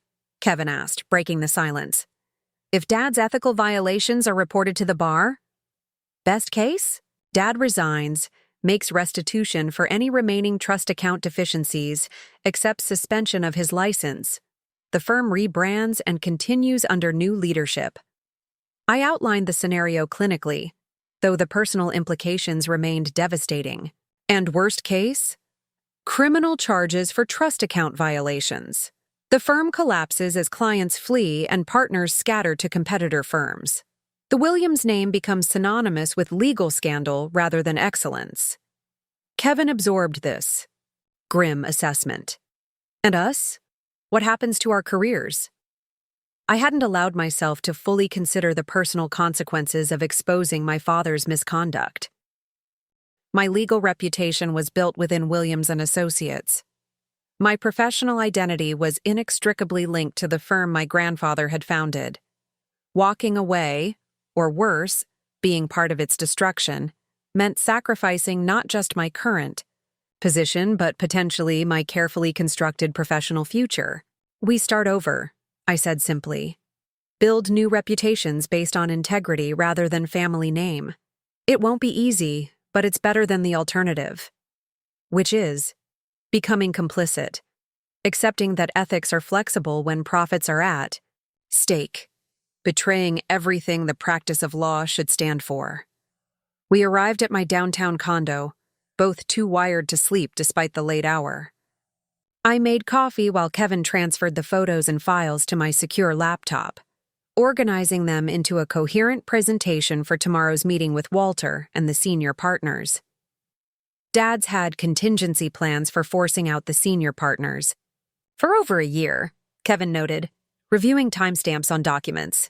But the trust account transfers only started escalating 6 months ago. Something changed. I considered this observation. That's when Harrington Global first approached him about the merger. The timeline fits.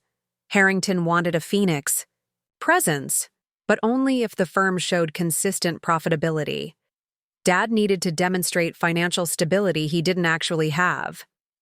So he borrowed from client funds temporarily, planning to replace them before anyone noticed. Kevin concluded, probably thinking the merger would solve all the cash flow problems. A classic rationalization, I noted. Temporary ethical lapses justified by the greater good of saving the firm. The problem is, once that line is crossed, it becomes easier to cross it again with larger amounts and longer durations. We worked through the night, analyzing documents, connecting timelines, preparing for all possible scenarios at the partnership meeting. By 6 a.m., we had a comprehensive presentation ready for Walter and the senior partners, including evidence of trust account violations, copies of the restructuring documents, and a proposed intervention strategy that might allow the firm to survive the inevitable fallout. As dawn broke over Phoenix, painting the sky in shades of orange and gold beyond my condo windows, Kevin rubbed his tired eyes. Do you remember when we were kids, how Dad used to tell us that a lawyer's reputation was their most valuable asset? I nodded, the memory bittersweet. He said once it was damaged, no courtroom victory could restore it. I wonder when he forgot his own advice, Kevin said quietly. When the firm's success became more important than the principles it was built on. It was the most insightful observation I'd ever heard from my brother, suggesting a depth of understanding I hadn't previously credited him with. In our shared disillusionment, we had found a connection that years of sibling rivalry had prevented, a foundation of genuine respect that might survive whatever came next. We should get ready, I said, gathering the materials we'd prepared. Walter will be waiting. As we prepared to leave, my phone rang, Walter's number appearing on the screen. I answered with speakerphone enabled so Kevin could hear. Sarah, where are you? Walter's voice carried unusual urgency. At my condo with Kevin. We've been preparing for our meeting. Your father called an emergency executive committee session for 7 a.m., Walter interrupted. Before the full partnership meeting. Just him, Kevin as managing partner, and the administrative partner. They're meeting in the small conference room on 16. The executive committee could make certain decisions without full partnership approval. Not major restructuring, but potentially preliminary steps that would be difficult to reverse. What's on the agenda? I asked, though I suspected the answer. Authorizing engagement of transition counsel for a strategic transaction and approving preliminary term sheets, Walter replied grimly. He's laying the groundwork before anyone can object. Kevin checked his watch. 6:30 a.m. I'm supposed to be there in 30 minutes, but I never received notice. Because he doesn't expect you to ask questions or even read what you're signing, I realized. just to provide the second signature required by partnership rules. Kevin's expression hardened with resolve. Then he's in for a surprise. I'll be there, but not to rubber stamp anything. We're on our way, I told Walter. Stall if you can, but don't tip our hand about what we know. As we rushed to leave, I was struck by the irony of our situation. For years, I had resented Kevin's unearned advantages in our father's eyes, his effortless ascension despite minimal effort. Now, that very favoritism had positioned him perfectly to challenge our father's unethical schemes from within, while my marginalization had freed me to build the case from outside. The morning traffic was already building as we navigated toward downtown Phoenix and the gleaming tower housing Williams & Associates. The firm name stood in illuminated letters against the skyline, a beacon of legal prestige my grandfather had established, my father had expanded, and that now faced its greatest threat not from external competition, but from internal corruption. Whatever happens in there, I told Kevin as we pulled into the parking garage, remember that we're doing this to save what matters, the ethical foundation the firm was built on, not just the Williams name on the letterhead. Kevin nodded, a new seriousness in his expression. For what it's worth, Sarah, you should have been managing partner. Not because you're older or worked harder, but because you never lost sight of what actually matters in the practice of law. The unexpected acknowledgement caught me off guard. After years of competition and resentment, my brother was finally seeing me clearly, just as I was beginning to see depths in him I'd previously dismissed. Let's go save our grandfather's firm, I replied, leading the way to the elevator that would carry us to a confrontation neither of us had ever anticipated, but that both of us now recognized as necessary, not just for the firm or our careers, but for the integrity of the legal profession we had both sworn to uphold. The executive committee meeting was already underway when we reached the 16th floor. Through the glass walls of the small conference room, I could see my father standing at the head of the table, gesturing emphatically, while administrative partner Thomas Morgan nodded along, taking notes. Both men looked up in surprise as Kevin pushed open the door with me close behind. Kevin, you're late, my father said, recovering quickly. And Sarah, this is an executive committee meeting. You weren't invited. As a named partner with equity stake, I have standing to attend any firm meeting, I replied smoothly, taking a seat opposite Morgan. Partnership Bylaws, Section 4.3. My father's jaw tightened almost imperceptibly. He hadn't expected me to invoke the bylaws he himself had drafted years ago to ensure his access to all firm functions. Fine. We were just reviewing some routine administrative matters before the full partnership meeting. Routine matters like engaging Sullivan and Pierce for transition counsel? I asked, nodding toward the engagement letter visible on the table. Sullivan and Pierce was a firm specializing in law firm mergers and dissolutions, hardly routine counsel. Morgan shifted uncomfortably, glancing between my father and me.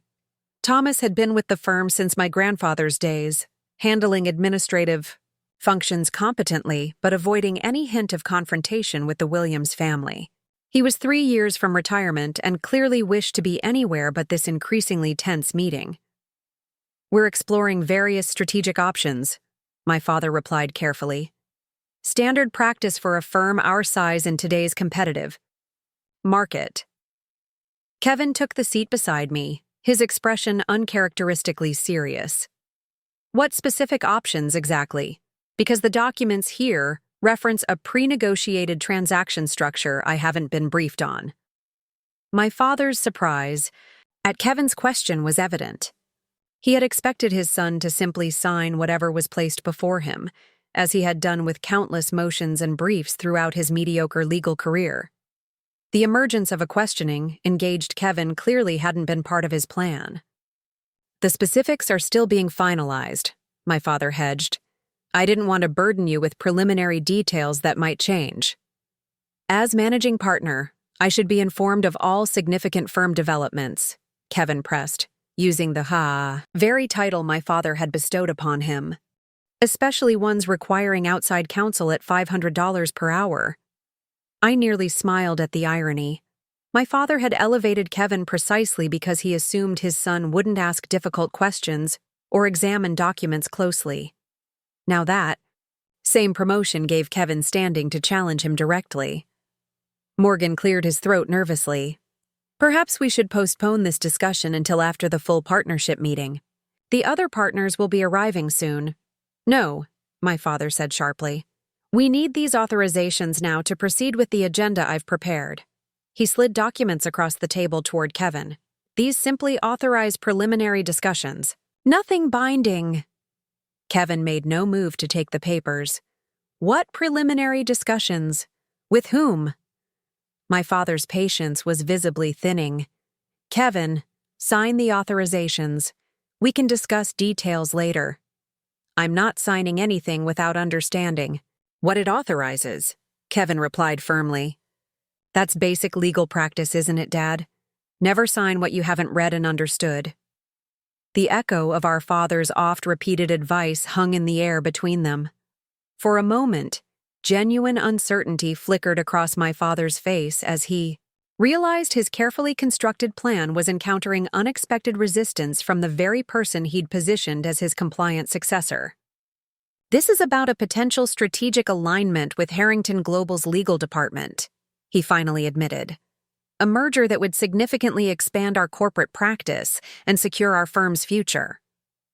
A merger that would dissolve the existing partnership and create a new entity where you and James Harrington control 70% of equity, I added, watching Morgan's eyes widen in surprise. While using the incapacity provisions to force out senior partners like Walter Chen at deeply discounted valuations. My father's expression hardened. You've been going through confidential firm documents. I've been fulfilling my fiduciary duty to understand significant transactions affecting the partnership, I countered. Something you've deliberately hidden from most partners. Morgan looked increasingly alarmed. Richard, is this true? Are you planning to invoke the incapacity provisions against Walter? He just won the Sullivan case last month. Walter is nearly 70, my father replied dismissively. His performance has been declining for years. This transition is in the best interest of the firm's future. And the trust account irregularities? Kevin asked quietly. Are those also in the firm's best interest? The words landed like a physical blow. My father went completely still, his practiced courtroom composure momentarily shattered. Morgan gasped audibly, his legal training immediately recognizing the severity of what Kevin had just suggested. Trust account irregularities? Morgan repeated, his voice barely above a whisper. What trust account irregularities? My father recovered quickly. There are no irregularities. Just normal administrative timing issues with settlement distributions. Kevin is misinterpreting routine fund management. I don't think so, Kevin replied, pulling out his phone and bringing up the photos we'd taken of the financial documents. These show systematic temporary transfers from client trust accounts to operating accounts, and then to Williams Legacy Holdings, totaling over $4 million across 7 different client matters in the past 6 months alone. Morgan took the phone with trembling hands, scanning the evidence with mounting horror. As administrative partner, he was technically responsible for financial oversight, though my father had gradually centralized that control in recent years. Richard, these are client funds. They can't be used this way, even temporarily. The funds were all replaced before client disbursements, my father insisted, though his confident tone had faltered. No client was harmed. That's not the standard, and you know it, I said quietly. Misappropriation of client funds is an ethical violation regardless of intent, or whether the funds are eventually replaced. Kevin retrieved his phone from Morgan's, shaking hands. The Westfield settlement shows $2.1 million transferred to operating accounts for 11 days before being returned to the trust account. That's not a timing issue. That's conversion of client funds. My father's face flushed with anger. This is absurd. My own children spying on firm operations, making wild accusations. Not accusations, I interrupted, producing my own phone with the incriminating emails between my father and Harrington. Documented evidence showing you knowingly misused client funds to improve the firm's financial appearance ahead of the Harrington merger. Morgan abruptly stood, his face ashen. I need to remove myself from this discussion immediately and consult independent counsel. As administrative partner, I have mandatory reporting obligations to the state bar for ethical violations of this magnitude. Sit down, Thomas, my father commanded. There's a reasonable explanation for all of this. I've seen enough to trigger my ethical duty to report, Morgan replied, gathering his papers with shaking hands. I'm 3 years from retirement. Richard, I won't risk my license or face potential criminal charges for anyone, not even you. As Morgan hurried from the room, my father turned his full fury toward Kevin and me. Do you have any idea what you've done? The firm your grandfather built, that I expanded into one of the most respected in the Southwest, you're willing to destroy it over some temporary financial maneuvers? You destroyed it, Kevin replied with unexpected steadiness. When you decided client funds were available resources. When you plotted to force out partners who had given decades to building this firm. When you used me as a figurehead to distract from financial fraud. The naked hurt in Kevin's voice momentarily penetrated my father's anger. Richard Williams had always prided himself on being a masterful judge of character, yet he had completely misjudged his own son's capacity for principle when directly confronted with ethical violations. You don't understand the pressures of running a firm this size, my father said, his tone shifting to one I recognized from countless courtroom observations, the reasonable voice he used when trying to explain away damaging evidence. The recession nearly bankrupted us. I did what was necessary to keep everyone employed, to maintain our position in the market. By misappropriating client funds, I challenged. By systematically violating the most fundamental ethical obligation of our profession? By making difficult decisions neither of you has ever had to face, he snapped. Do you think your grandfather never bent rules to keep this firm afloat during hard times? Idealism is a luxury for those who don't bear ultimate responsibility. The suggestion that my grandfather, whose ethical reputation was legendary in Arizona legal circles, would have condoned trust account violations was the final betrayal. Not content with corrupting his own legacy, my father was now attempting to tarnish his father's as well. Don't bring grandfather into this, I said, my voice low but intense. He would be ashamed of what you've done to his firm. Something flickered in my father's eyes, perhaps the first genuine flash of shame I'd seen since this confrontation began. But it vanished quickly, replaced by cold calculation. This discussion is over, he declared, gathering the documents Kevin had refused to sign. The partnership meeting starts in 20 minutes. I suggest you both consider very carefully the consequences of making these accusations in a public forum. Not just for me, but for yourselves and every attorney associated with this firm. After he strode out, Kevin and I sat in stunned silence. For a moment, the reality of what had just transpired sinking in. Morgan's exit to consult independent counsel meant the ethical violations would likely be reported regardless of what happened next. The controlled intervention we had hoped for was rapidly becoming a full-blown crisis. He didn't even deny it, Kevin said finally. He just justified it as necessary for the firm's survival. Classic rationalization, I replied. The ends justify the means. What he fails to recognize is that once that ethical line is crossed, there's no firm worth saving, just a legal entity that happens to bear our family name. Walter appeared in the doorway, his expression grave. Morgan just canceled the partnership meeting and announced he's taking emergency personal leave. The entire 16th floor is buzzing with speculation. What happened?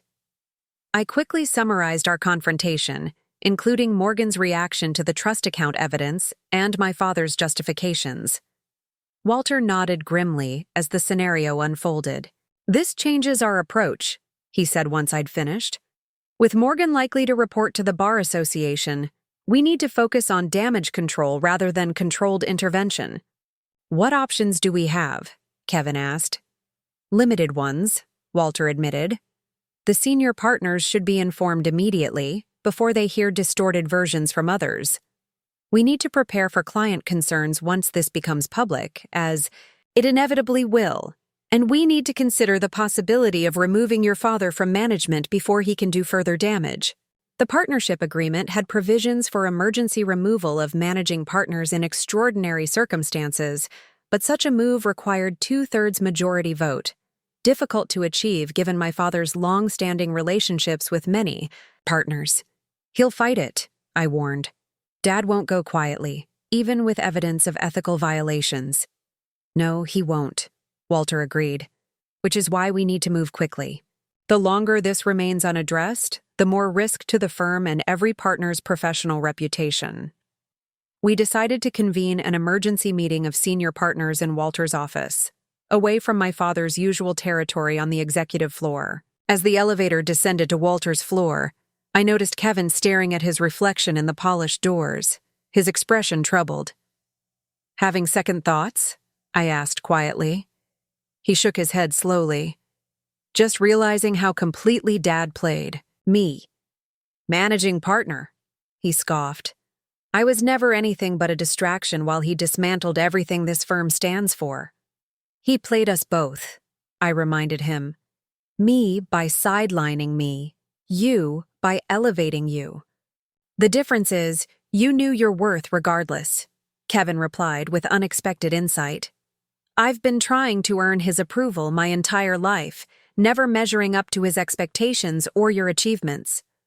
This fake promotion was the first time I felt I'd finally arrived. Pretty pathetic, right?" The vulnerability in his admission caught me off guard.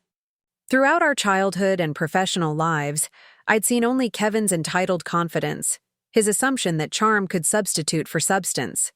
I'd never recognized the insecurity beneath, the constant striving for a father's approval that was always conditional, always just out of reach.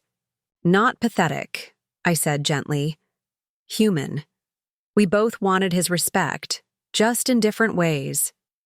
The elevator doors opened, preventing further conversation as we made our way to Walter's office. Several senior partners had already arrived, their expressions varying from confusion to concern. Walter had clearly told them only that an urgent situation required immediate attention. Over the next hour, we presented the evidence we'd gathered: trust account transfers, merger documents, partnership dissolution plans, to the stunned senior partners. Decades-long loyalties to Richard Williams visibly crumbled as the full scope of ethical violations and planned partner purge became clear. "This isn't just an internal matter," Davis, our senior tax partner, noted grimly.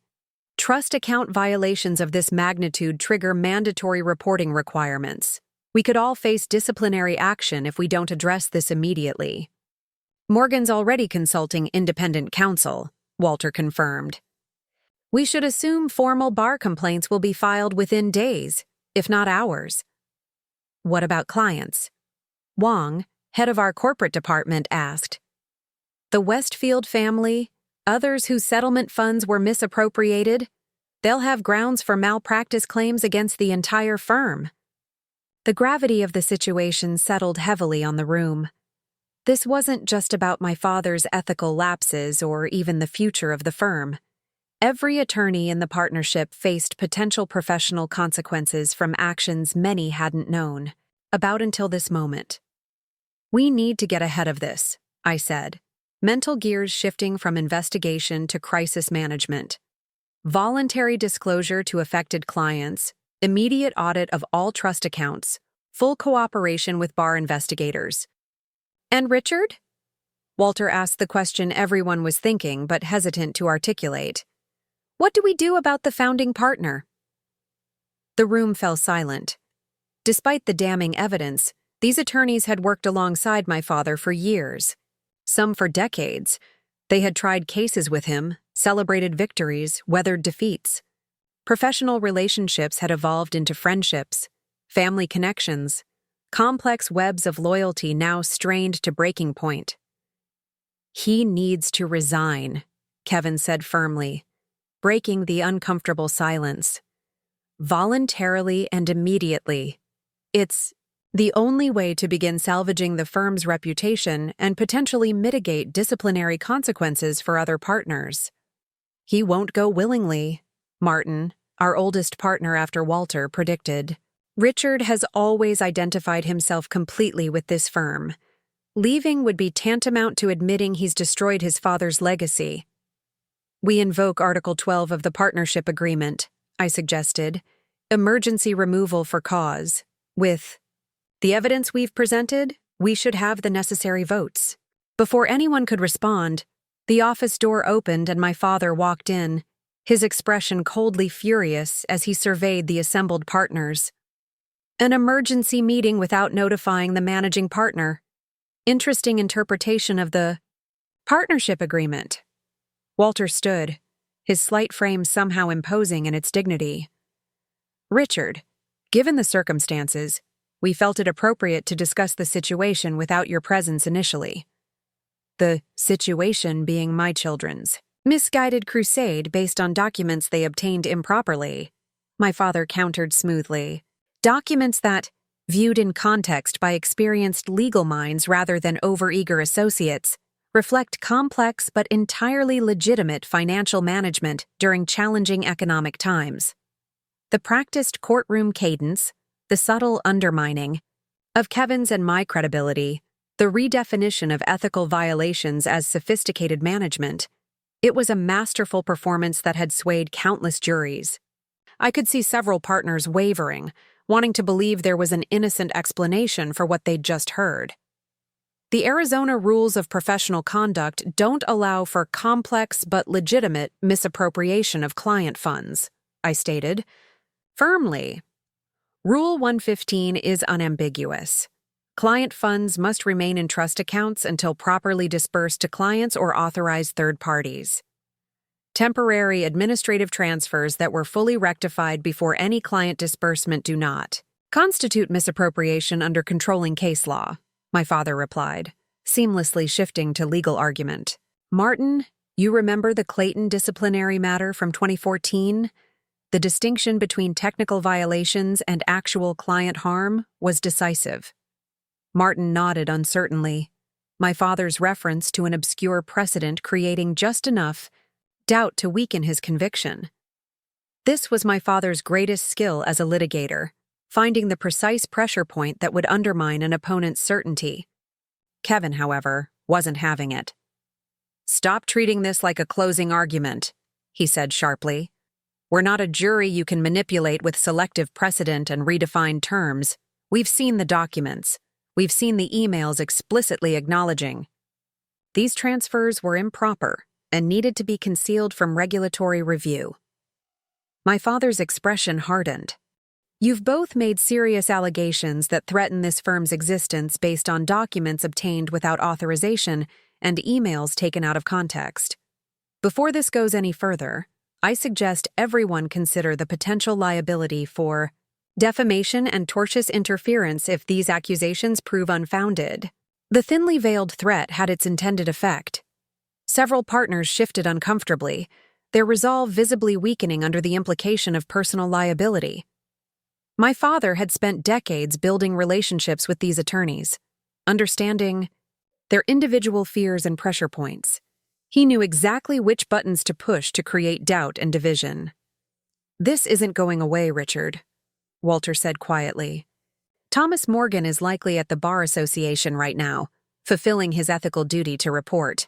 The documents exist. The trust account transfers happened. Threatening your partners won't change those facts." Something in Walter's calm certainty seemed to reach my father in a way our previous confrontations hadn't. For a brief moment, the confident litigator facade cracked, revealing the cornered man beneath. "You have no idea what I've sacrificed for this firm," he said, his voice lower, but intense. "The financial pressures after the recession, the competitive threats, the technological disruption, I kept us afloat when firms twice our size were dissolving. Everything I did was to preserve what my father built. By betraying the principles he built it on, I replied, matching his intensity. Grandfather created this firm on a foundation of absolute ethical integrity. That was the legacy you were entrusted with. Not just a profitable business, but a standard of professional conduct. My father's gaze locked with mine, decades of complicated dynamics passing between us in that moment. The mentor who had shaped my legal thinking, the father who had encouraged my ambitions while simultaneously limiting them, the attorney who had taught me ethical boundaries he himself had crossed. "You've always been so certain of your moral high ground, Sarah," he said finally. "So quick to judge without having borne the weight of ultimate responsibility. Perhaps that's my failure as a teacher." "Your failure wasn't as a teacher," I responded, feeling the weight of accumulated disappointment. "It was as a practitioner of what you taught." The standoff might have continued, but we were interrupted by Davis's assistant appearing at the door, her expression anxious. "I'm sorry to interrupt, but there's an urgent matter requiring immediate attention. James Harrington is in reception with 2 attorneys from Sullivan and Pierce. They're demanding to speak with Mr. Williams about allegations of financial misrepresentation." The news rippled through the room like an electric current. Harrington's presence with outside counsel suggested the merger partner had somehow learned of the trust account issues and potential financial instability they represented. How could Harrington know already? Kevin wondered aloud. Morgan, Walter realized. He must have contacted Harrington directly after leaving the executive committee, meeting either as a professional courtesy or to protect himself from potential liability. My father's composed expression faltered for the first time, genuine alarm breaking through his careful control. James Harrington was notoriously unforgiving of what he considered betrayal or dishonesty. If he believed my father had misrepresented the firm's financial stability while negotiating merger terms, the consequences would extend beyond professional ethics to potential civil fraud. "Tell them I'll be right there," my father instructed the assistant, visibly gathering himself. "Prepare conference room A and have Melissa pull the Harrington merger files." After the assistant departed, he turned back to the assembled partners. "This discussion will have to continue later. I need to address Harrington's concerns immediately." "We'll all address Harrington's concerns," Walter stated firmly. "As senior partners potentially affected by both the merger and the underlying ethical issues, we have every right to participate in that conversation." My father clearly wanted to object, but the unified front presented by the partners left him little choice. "Fine, but let me handle the initial explanations. This requires careful management to preserve the merger opportunity."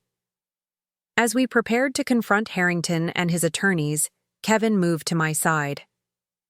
"He still thinks he can talk his way out of this," he murmured, watching our father straighten his tie and adjust his cuffs. "Ritual preparations for courtroom battle. He spent 40 years convincing people to believe his version of reality," I replied quietly. "Old habits die hard." "But they do die," Kevin noted, with unexpected wisdom. "Eventually, the facts catch up to even the most persuasive narrative." We moved as a group toward conference room A, the senior partners of Williams & Associates presenting a united front, despite the internal fractures that had been exposed that morning. Whatever personal feelings existed toward my father, anger, betrayal, lingering loyalty, professional survival now demanded collective action. James Harrington stood as we entered, his commanding physical presence matched by an aura of barely contained fury. Beside him, 2 attorneys from Sullivan and Pierce maintained professionally neutral expressions, though the documents spread before them suggested they had been reviewing the very merger terms now in question. "Richard," Harrington greeted my father coldly. "I received some disturbing information this morning regarding financial irregularities at Williams & Associates. Information that, if accurate, constitutes material misrepresentation during our merger discussions." My father stepped forward, hand extended as though this were a routine business meeting. James, I'm sure whatever you've heard has been greatly exaggerated or taken out of context. Why don't we discuss this privately? Harrington ignored the outstretched hand. Thomas Morgan provided quite specific documentation, Richard. Trust account transfers, temporary fund allocations, artificially inflated profit statements. Not the sort of thing that improves with context. The senior Sullivan and Pierce attorney, a woman whose reputation for handling law firm dissolutions was nationally recognized, spoke next. Mr. Williams, our preliminary review suggests potential violations of both ethical rules and securities regulations in how financial information was presented to Harrington Global. Given these concerns, our client is exercising the termination provisions in the preliminary agreement effective immediately. My father's carefully cultivated composure finally cracked completely. You can't terminate based on unverified allegations from a disgruntled administrative partner. The merger terms are clear. The merger terms include standard representations regarding financial stability and regulatory compliance, the attorney interrupted smoothly. Representations that appear to have been materially false when made. Harrington's expression was granite. I built my company on two principles, Richard: aggressive growth and absolute internal integrity.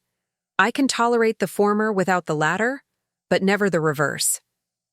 The irony wasn't lost on me.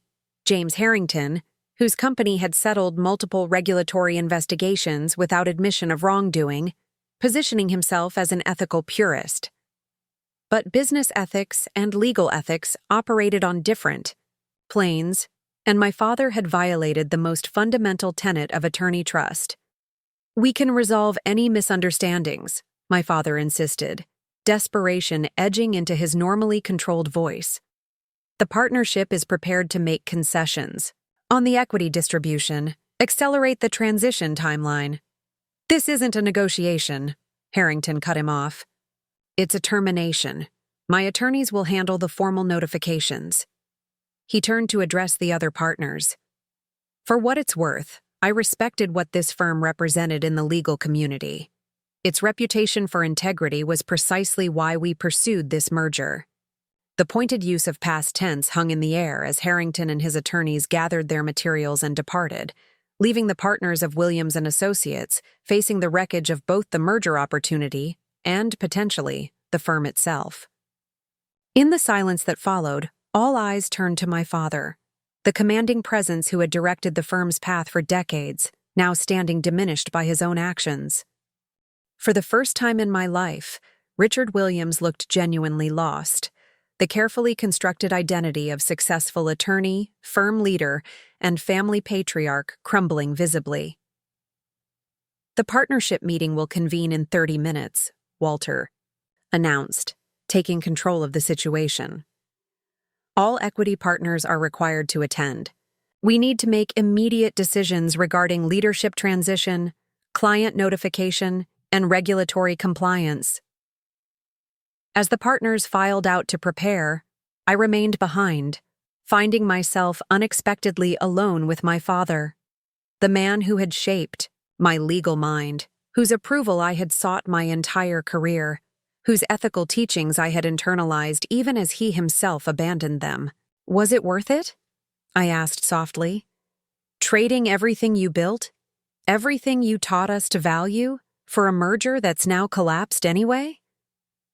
My father didn't meet my eyes, staring instead at the conference table where moments before his carefully constructed future had disintegrated. You think you understand what happened here, but you don't.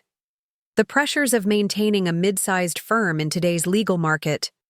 Stop, I interrupted. No more justifications, no more rationalizations. Just once, acknowledge what you actually did. For a moment, I thought he would continue the defense, the deflection, the reframing of ethical violations as necessary business decisions. But something had broken in Richard Williams with Harrington's departure. Perhaps the final self-deception that his actions had at least served a greater purpose in securing the firm's future. I lost sight of the line, he admitted, his voice barely audible. One small compromise led to another, each one easier to justify than the last. By the time I realized how far I'd gone, there seemed no way back except forward through the merger. It wasn't a full acknowledgement, but it was perhaps as close to genuine contrition as my father was capable of in that moment. The partner meeting would address the professional consequences of his actions, but the personal fallout, for our family, for the legacy of 3 generations of Williams attorneys, was only beginning to unfold. "The partner meeting starts soon," I said, turning to leave. "You should prepare a statement. The firm deserves that much at least." As I walked toward the door, his voice stopped me. "Sarah." I turned back to find him watching me with an expression I couldn't quite define. Regret, perhaps, or reluctant. Pride. "You were always the better lawyer. The partnership should have been yours." The acknowledgement I had sought for years came too late and under the worst possible circumstances. It offered no satisfaction, no vindication, only a hollow confirmation of what should have been obvious all along. "It was never about the title, Dad," I replied quietly. "It was about upholding what the firm was supposed to stand for, what you taught me it stood for."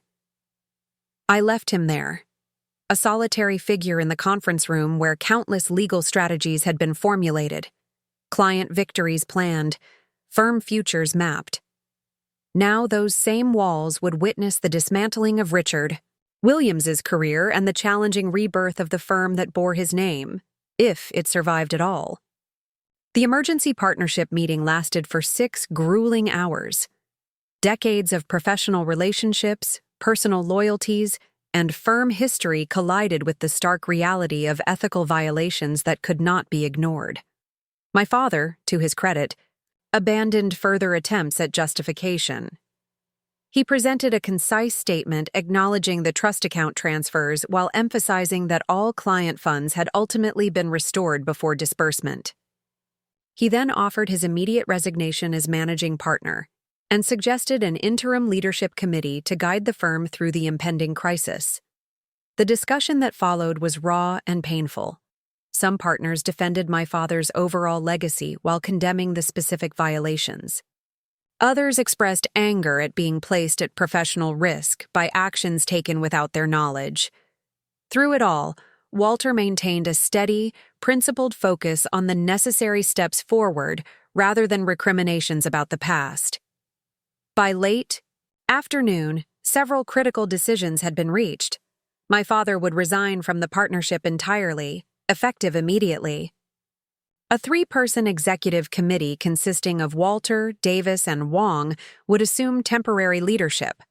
All clients affected by trust account transfers would be notified personally, with full disclosure and offers to waive outstanding fees. An independent audit of all financial accounts would begin immediately, with results reported directly to the State Bar's Ethics Committee.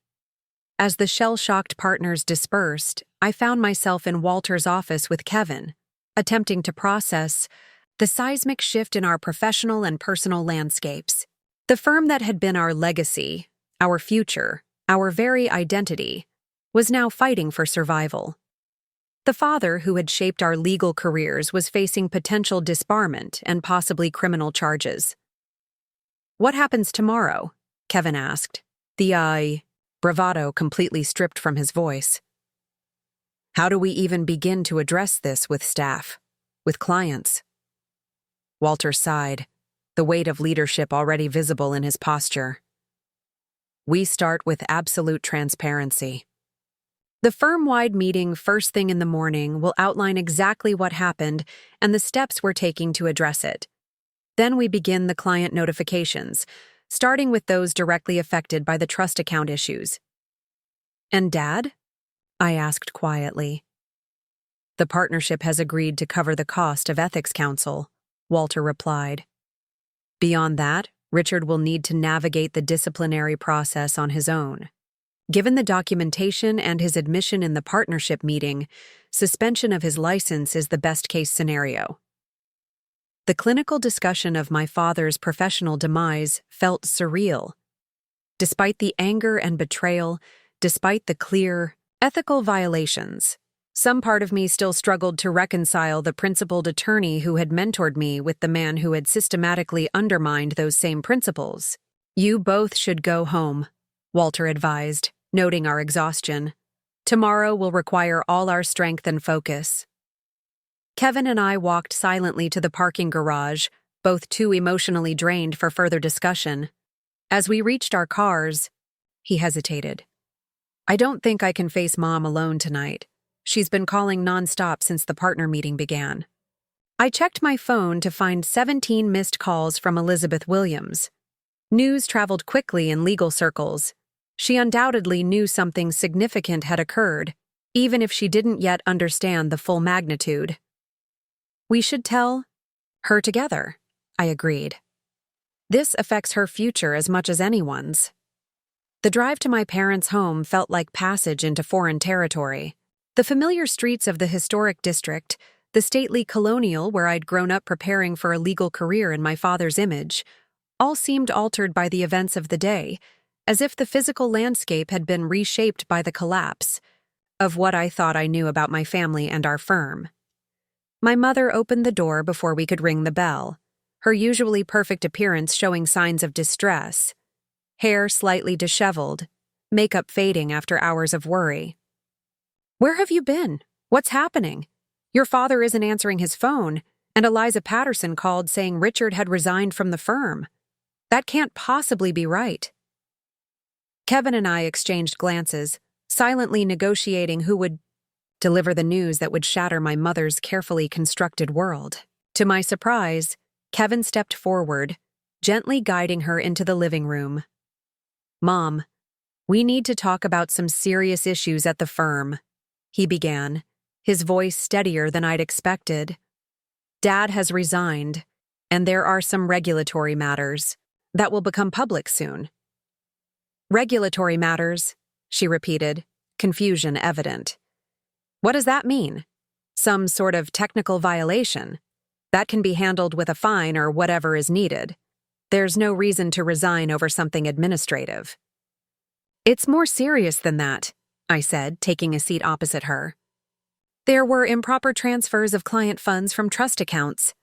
Dad has admitted to using settlement money temporarily for firm expenses." My mother stared at me blankly. "I don't understand what that means." "It means he took money that belonged to clients and used it for other purposes," Kevin explained gently. "It's one of the most serious ethical violations an attorney can commit." "That's absurd," she protested immediately. "Your father is scrupulous about ethical matters. He lectures at the law school on professional responsibility." "There must be some mistake." "There's no mistake, Mom," I said quietly. "The documentation is clear, and Dad has acknowledged the transfers. They happened over several months, increasing in frequency and amount as the firm faced financial pressure." My mother's carefully maintained composure began to crumble as the implications penetrated. "What does this mean? For the firm? For your father's license? For us?" We outlined the likely consequences as compassionately as possible. The bar disciplinary process, potential suspension or disbarment, possible financial penalties, the uncertain future of the firm, the inevitable social fallout as the scandal became public knowledge. "Where is he now?" she asked finally, her voice small. "We don't know," Kevin admitted. "He left the office after the partnership meeting. He's not answering his phone." My mother's hands trembled slightly as she smoothed her skirt, a nervous gesture I'd rarely seen from this woman who prided herself on perfect self-control. 40 years, she said softly. 40 years building a reputation, a position in this community. Gone in a single day. Her focus on reputation rather than the ethical breach itself was quintessentially Elizabeth Williams. Throughout my childhood, appearance had always mattered more than substance in her worldview. The right schools, the right social connections, the right neighborhood, all carefully cultivated to maintain the image of the perfect legal family. The reputation was already compromised when Dad started misappropriating client funds, I pointed out, perhaps more harshly than intended. Today just brought it to light. She flinched at my words. You don't understand the pressures he faced, the expectations of maintaining our position, supporting the lifestyle we all benefited from. Did you know? Kevin asked directly. About the financial issues at the firm? About what he was doing? My mother's gaze dropped to her hands. Not specifically. I knew there were cash flow concerns after the recession. Richard was working longer hours, more stressed than I'd ever seen him. He mentioned several times that maintaining appearances was crucial while the firm stabilized. The evasive answer revealed more than she likely intended.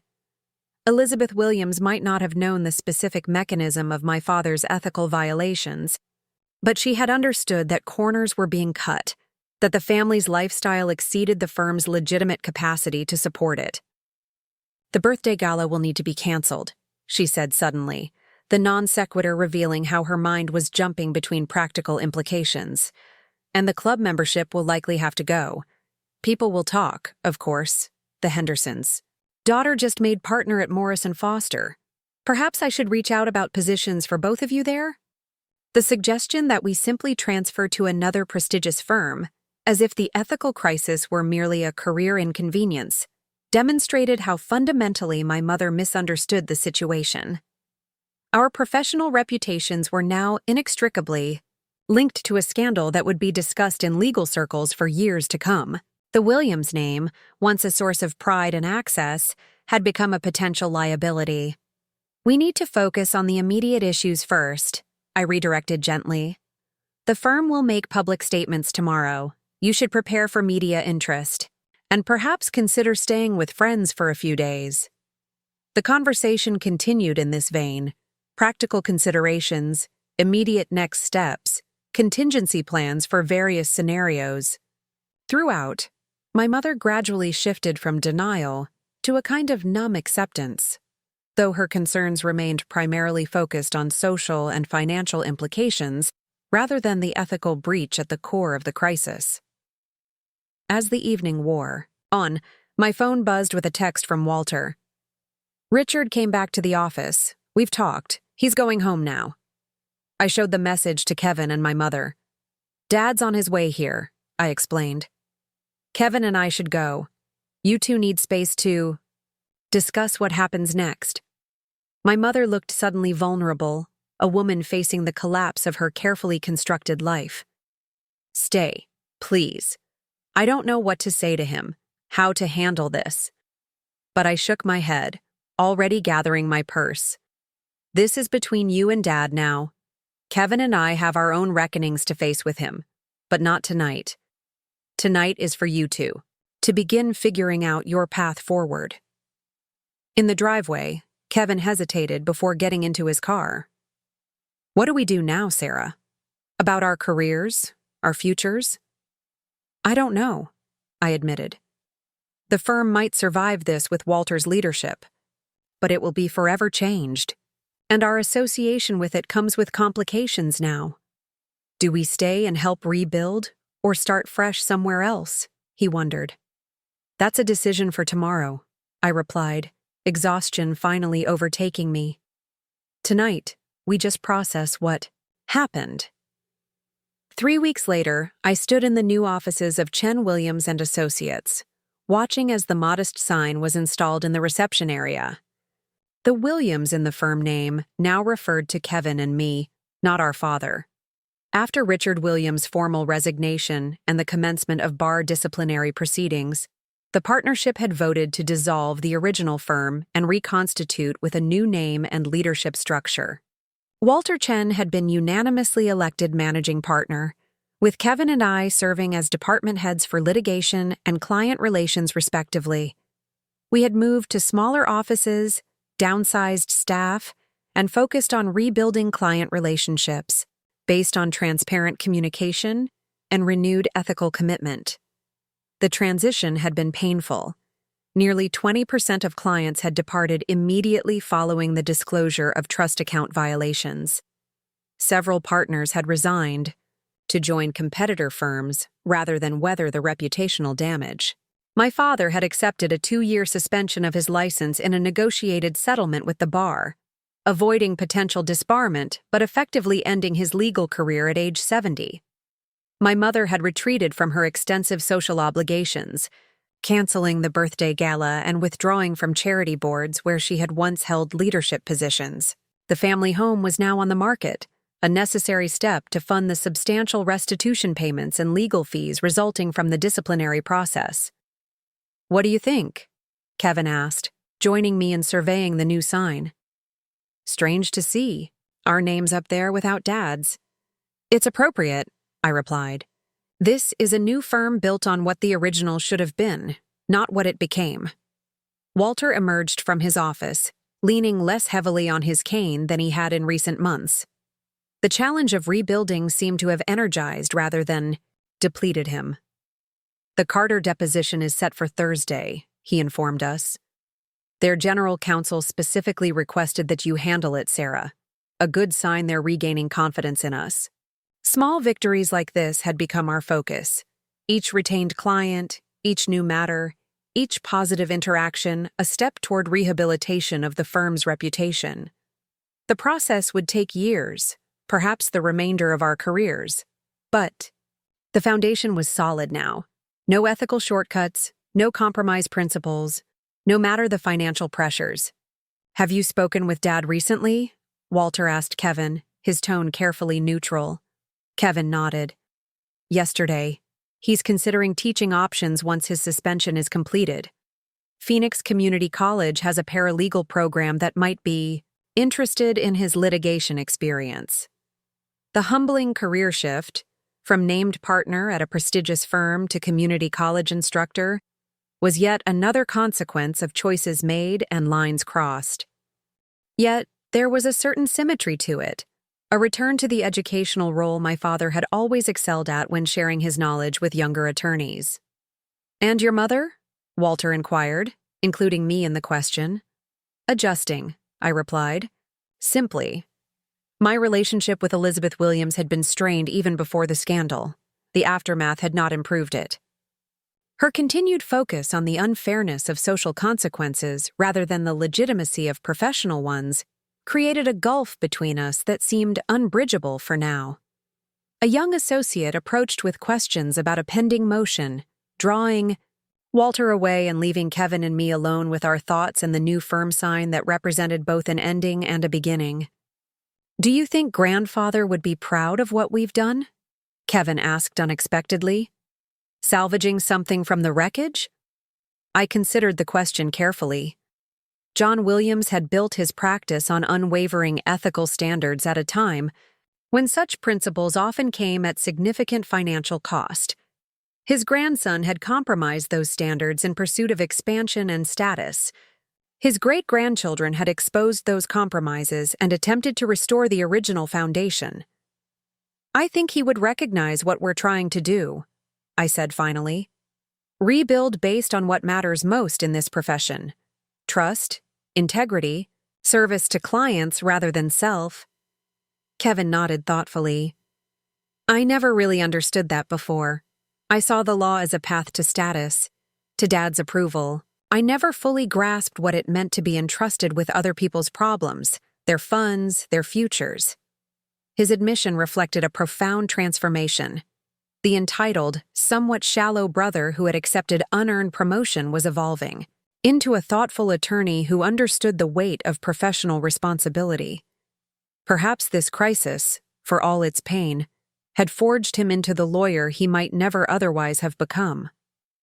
"We should get back to work," I suggested, turning from the sign toward the modest suite of offices that now housed our professional aspirations. "The Westbrook brief is due tomorrow, and I promised Martinez we'd review his draft settlement agreement by end of day." As we walked through the reception area, a potential new client waited nervously, case files clutched in hand. The work continued.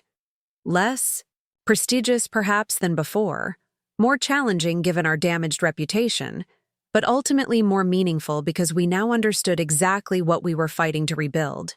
Not just a law firm that happened to bear our family name, but the principles that name had once stood for, and with dedication and integrity, might stand for again.